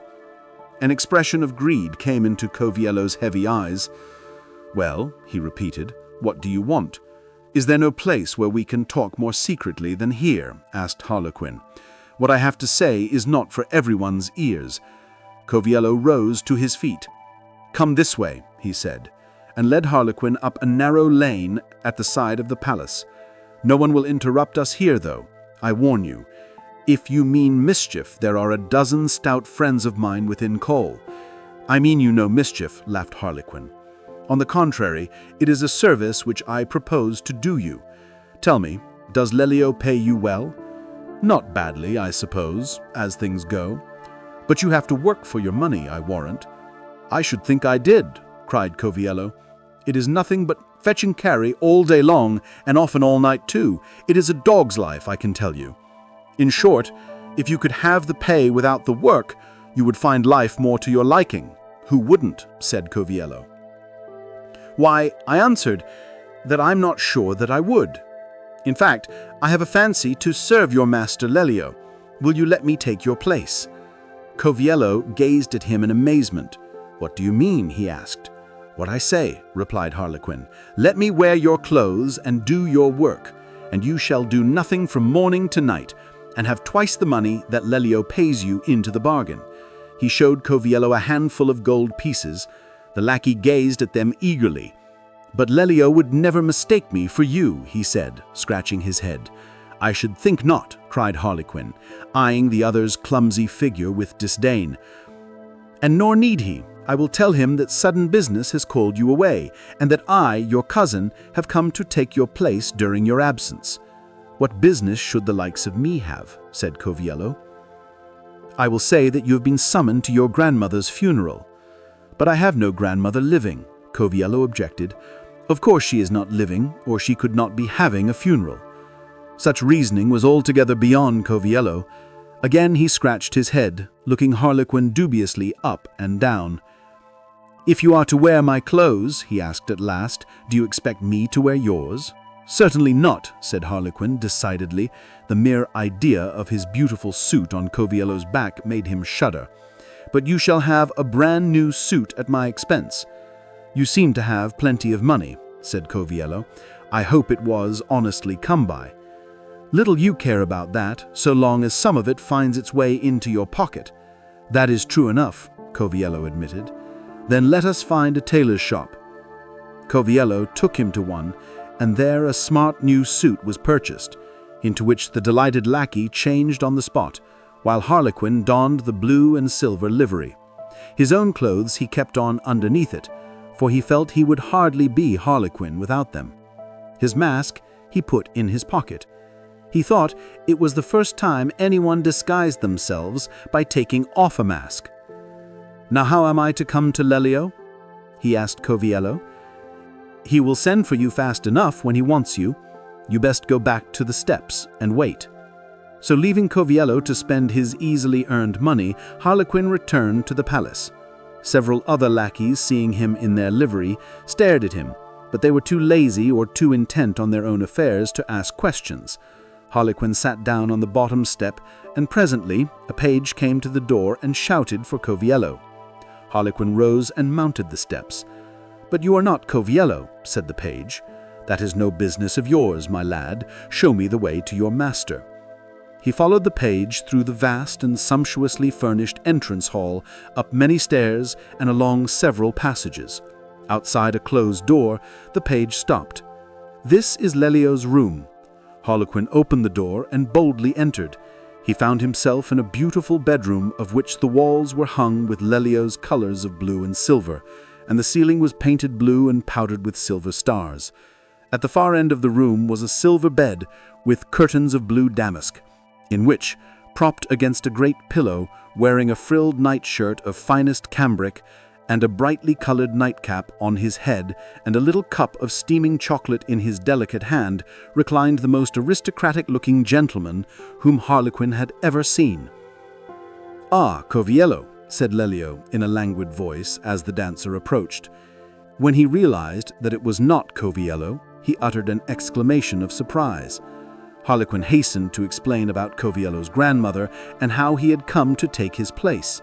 "Upon my soul," cried Lelio, "you don't mean to say that Coviello has a grandmother? How extraordinary! I suppose the fellow will be claiming a coat of arms next. What is your name, by the way?" "Truffaldino, sir." "And have you a grandmother, too?" "Certainly not, sir," replied Harlequin promptly. "And yet you are Coviello's cousin," said Lelio, looking puzzled. "Only in a manner of speaking, sir," said Harlequin. "So much the better," said Lelio, "if qualities, as they say, run in families. For Caviello was the worst servant I ever had. Had I not been so lazy, I should have got rid of the oaf long ago. I hope you will do better, Truffaldino." "It is my devoutest wish, sir," said Harlequin, bowing low, "to give you perfect satisfaction." "Well," said Lelio, "you may as well set about it." And he got out of bed. Coviello had given Harlequin some hints as to his new duties, and the dancer, being naturally quick-witted, even on this first day was far less at a loss than might have been expected. He dressed Lelio and shaved him, and afterwards waited on him at breakfast. And Lelio, liking his light touch and graceful movements after Caviello's clumsiness, had by the evening made up his mind to take him permanently into his service, and to leave Caviello to mourn for his grandmother, if he chose, for the rest of his life. Harlequin sees Columbine once more. Harlequin waited impatiently for the day when Lelio would visit Columbine, or send him to her with a message. But Lelio, though he really intended to marry the doctor's daughter, felt it beneath his dignity to go too often to such a humble house as Pantaloon's. He saw no cause to press his suit, for, coldly as Columbine always welcomed him, he could not believe that she would refuse a husband of his rank and elegance. He admired her the more for her reserve. In his view, a courtship should be a slow and dignified business. Harlequin's methods would have deeply shocked him. About a week after the dancer had entered his service, however, he decided that the time was come for another visit, and he set out for Pantaloon's house, Harlequin walking behind him with a great bouquet of flowers, which Lelio was going to present to Columbine. Harlequin was in high hopes of once more setting eyes on his beloved. He wondered whether she would recognize him under his disguise. Great was his disgust when, on arriving at their destination, Lelio entered the house alone and left him to kick his heels in the street. He did not even get a chance to speaking to Piero, to whom he had intended to make himself known. "If this is how things are to be," he thought, "I might as well have stayed at Burattino's." But Harlequin was not easily defeated. While he waited for Lelio, he set his nimble wits to work, and that evening, as his master sat yawning over his wine, he asked him whether he would like to see him dance. From any other of his servants, Lelio would have considered such a suggestion a great impertinence, but Truffaldino was already high in his favor. Being a true Venetian, he liked above all things to be amused, and Coviello's cousin was certainly an amusing fellow. "Can you dance, Truffaldino?" asked Lelio. "A little," said Harlequin modestly. "Go on then," said Lelio. "Let me see what you can do." What his new servant could do in the way of dancing amazed him. Since he had jilted Isabella for Columbine, Lelio went very little into the world, and so it chanced that he had never seen the mandolin player and the dancer, whose performances were so popular in fashionable Venice. "I must confess that you dance very well, Truffaldino," said he, taking a pinch of snuff. "Where did you learn the art?" "I was born dancing, and I dare say I shall die dancing." "Then I hope it will be with your feet on the ground," laughed Lelio. Seeing his master in so good a humor, Harlequin thought that he might venture a little further. "I wonder if I might take a great liberty, sir," he said. "I will tell you that when you have taken it," replied Lelio. "You do it at your own risk, remember." "Well, sir, is it not possible that my dancing might afford some entertainment to the lady whom you visited this morning? Ladies are often very partial to dancing." Lelio frowned, and Harlequin feared that he had angered him. But Lelio was not angry, he was only thinking. "That is not a bad idea," he said at length. "I noticed that she seemed rather out of spirits this morning. Perhaps your dancing would divert her. Yes, Truffaldino, you shall come with me next time I visit her." Harlequin had difficulty in restraining himself from showing his joy. As for Lelio, he was also pleased, for the notion of going courting attended by a dancer, and so good a dancer as Truffaldino, struck him as extremely elegant. This is why Harlequin again saw his beautiful Columbine. He was very grieved to observe how pale she was and how unhappy she looked. But he could not help being gratified by the listless air with which she accepted Lelio's well-turned compliments. It was clear that at first she did not recognize her lover. But when, at Lelio's command, he began to dance, he saw a puzzled look come into her face, and then she blushed, and then she trembled a little. She knew him. Harlequin got no chance of speaking to her alone that day. But little by little, as his position with Lelio grew more and more privileged, he managed to contrive means of going without his master to the doctor's house. He would suggest so tactfully that Lelio thought it was his own idea, that it would be a gracious thing to send a present of sweetmeats or flowers, or even a jewel to Columbine, and Lelio liked always to act graciously. Harlequin insisted on delivering the presents into Columbine's own hands.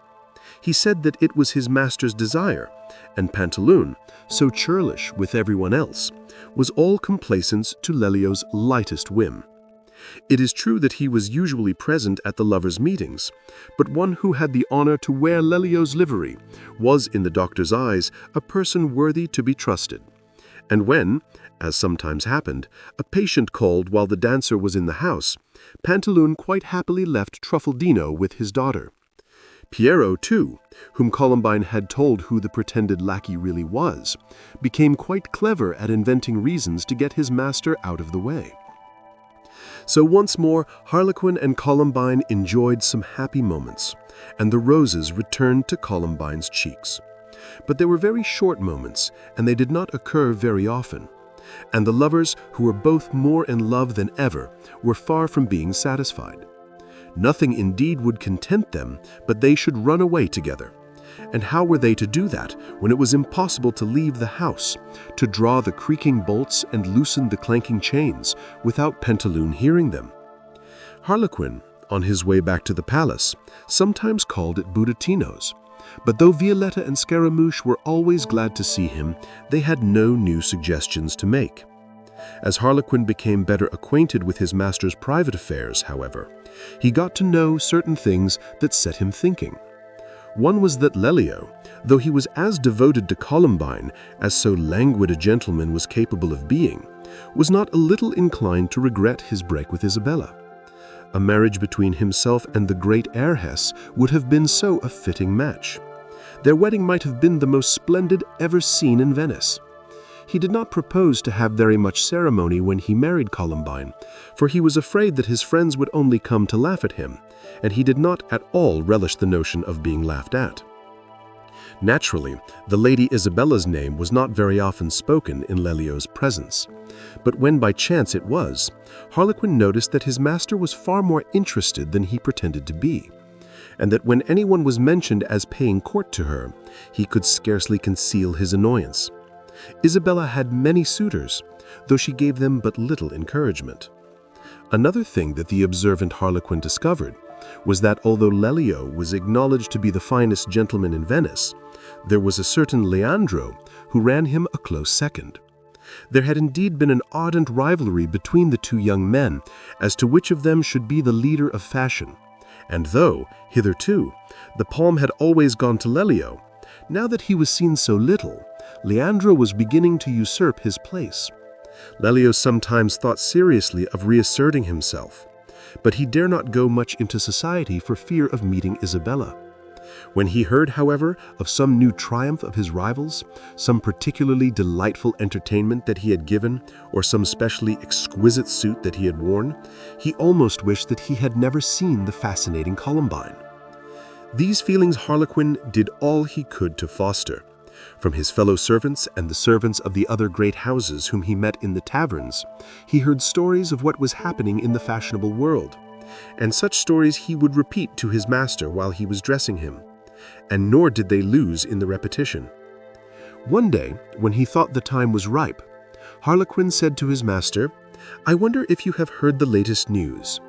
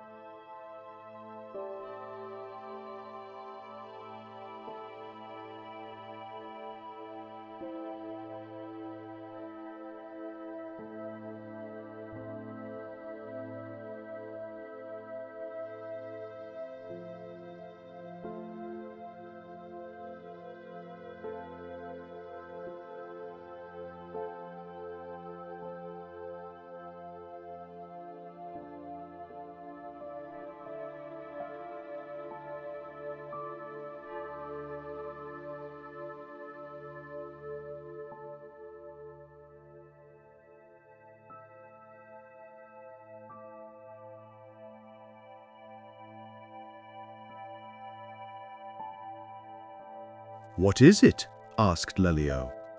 "Why, sir," said Harlequin in a very innocent voice, "that there is likely soon to be a great wedding in Venice." "Indeed," said Lelio. "Between whom?" "Between the Lord Leandro and the Lady Isabella," said Harlequin. Lelio, who was being shaved, started from his chair so violently that he gashed his chin badly on the razor in his servant's hand. But he was far too excited to notice the fact, though the blood quite ruined his beautiful shirt. "Nonsense," he cried. "It is impossible." "I only tell you what I have heard, sir," said Harlequin. "I had it from one of the Lord Leandro's own servants." Lelio was in a fume. If Leandro and Isabella married, and their two great houses were united, his own proud position would be gone forever. "You must find out more of this, Truffaldino," he cried, and then, realizing how much beneath his dignity it was to talk in this strain to a mere lackey, he added more calmly, "I have a special and important reason for wishing to have certain knowledge in this matter." "I will do my best, sir," said Harlequin, deftly applying a piece of cotton wool to his master's chin. Pantaloon's dinner party. "I think I see a way out of our troubles at last, my dear," said Harlequin, next time he was alone with Columbine. "Oh, Harlequin," cried Columbine, "how?" Harlequin told her what was in his mind, and she listened with eager attention. "But it sounds dreadfully dangerous," she said, when he had finished. "Don't you think it is worth the risk?" Harlequin asked. "Yes, yes," cried Columbine, "of course I do. Oh, to be away with my Harlequin, to have him all to myself, what happiness!" Harlequin kissed her tenderly. When he had left her, he went to the inn and had a long and earnest conversation with Scaramouche and Violetta. "Good luck to you, Harlequin," cried the innkeeper's daughter, as he at last took his departure. "So noble a plot deserves to succeed." "I suppose I must wish you good luck too," growled the musician, "but I think you would have done far better to stay with me."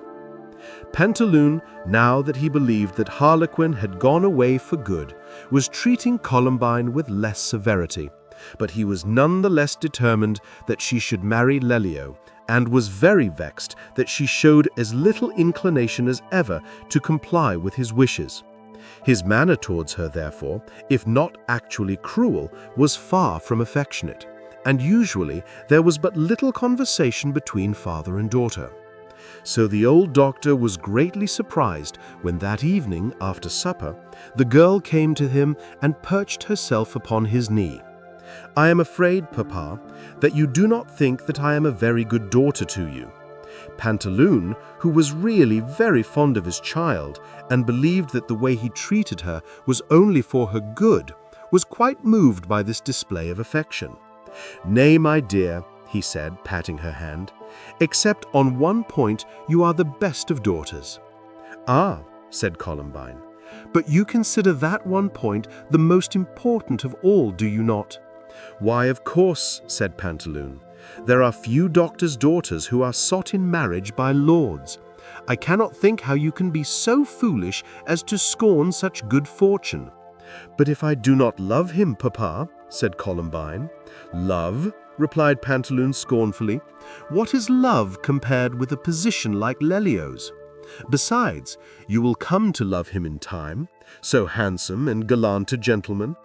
I hope, Columbine," he went on more sternly, "that you are not still thinking of that scoundrelly dancer." "Oh, no, Papa," said Columbine, blushing. "I see now how wrongly I behaved, and to make amends for my naughtiness, I have determined to marry Lelio." "You have?" cried Pantaloon in delight. "When he asks for me," Columbine went on demurely. "He has not asked for me yet, you know." "Not in so many words," said the doctor, "but he will soon enough if you will only smile on him. You are always so cold to him, and he is far too proud to care to risk the rejection of his suit." "I will try to smile on him," said Columbine meekly. "Do you not think, Papa, that it would be a good idea to ask him to dinner? One feels so much more friendly at dinner time."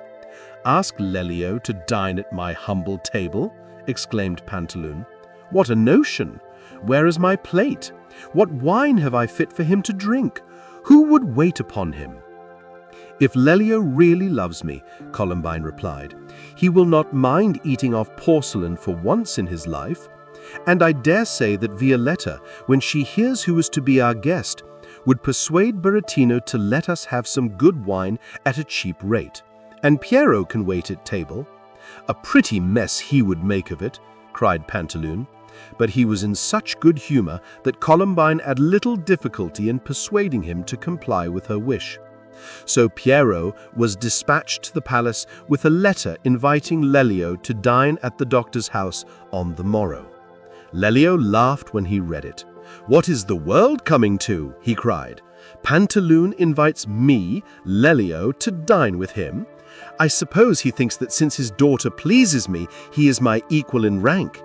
I see that if I marry Columbine, I shall have to pay his father to live at the other end of the country. Otherwise, I shall be plagued out of my life with his impertinences." At first, to Harlequin's concern, he was for refusing the invitation.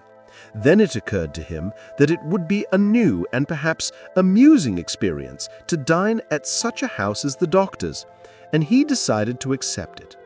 The pleasure of seeing Columbine seems to not enter into his consideration, but Harlequin knew that he was so much worried about what he had heard about Leandro and Isabella that he had little thought for anything else. When the time came to dress his master for the dinner party, Harlequin presented himself with a very solemn expression on his face. "How now, Truffaldino?" he asked. "What is the matter?" "I have just heard something I think you will interest, sir," he said. "The Lord Leandro has invited the Lady Isabella to accompany him this evening in his gondola." "And she has consented?" "A gondola party?" Lelio asked. "No, sir. I am told they are to be alone." "Good heavens!" cried Lelio. "This is too much. This must be stopped. He fetches her within the half hour. Then there is no time to lose. You have not forgotten, sir, that you dine with Dr. Pantaloon." "I can't go. I won't go. You must take a message. Say what you will, but first order my gondola to be prepared immediately." "Yes, sir." And he bowed and went out. When he returned, he found his master muffled to the eyes in a great cloak and examining his sword. He conducted him to his gondola, saw him start down the canal in the direction of Isabella's palace, and then hurried back to Lelio's room. Harlequin changed into one of his master's richest suits, and he too donned a cloak which hid his face. Lelio's coach was at the door, with the coachman on the box and the footman in attendance. Harlequin, copying his master's languid art to the life, got into the coach, and the coachman, who had already received his instructions from Truffaldino, whipped up the horses. As they bowled along, Harlequin took from his pocket a little vial containing a white powder, examined it carefully, and replaced it in his pocket. The first thing that happened when the coach had stopped at Pantaloon's was an accident. As Harlequin stepped onto the street, the doctor, who had long been on the watch for his distinguished guest, ran from the house with words of effusive welcome. These Harlequin acknowledged by raising his hat with so magnificent a gesture that the brim of it swept Pantaloon's spectacles from his nose. Harlequin darted forward to pick them up, but in so doing he unluckily trod on them, grinding the glasses to 1,000 atoms. "My dear Pantaloon, how careless of me, how intolerably clumsy. Can you forgive me?" "It does not matter at all," he said. He spoke as though the greatest favor had been conferred on him, but for the rest of the evening he saw very little of what was going forward.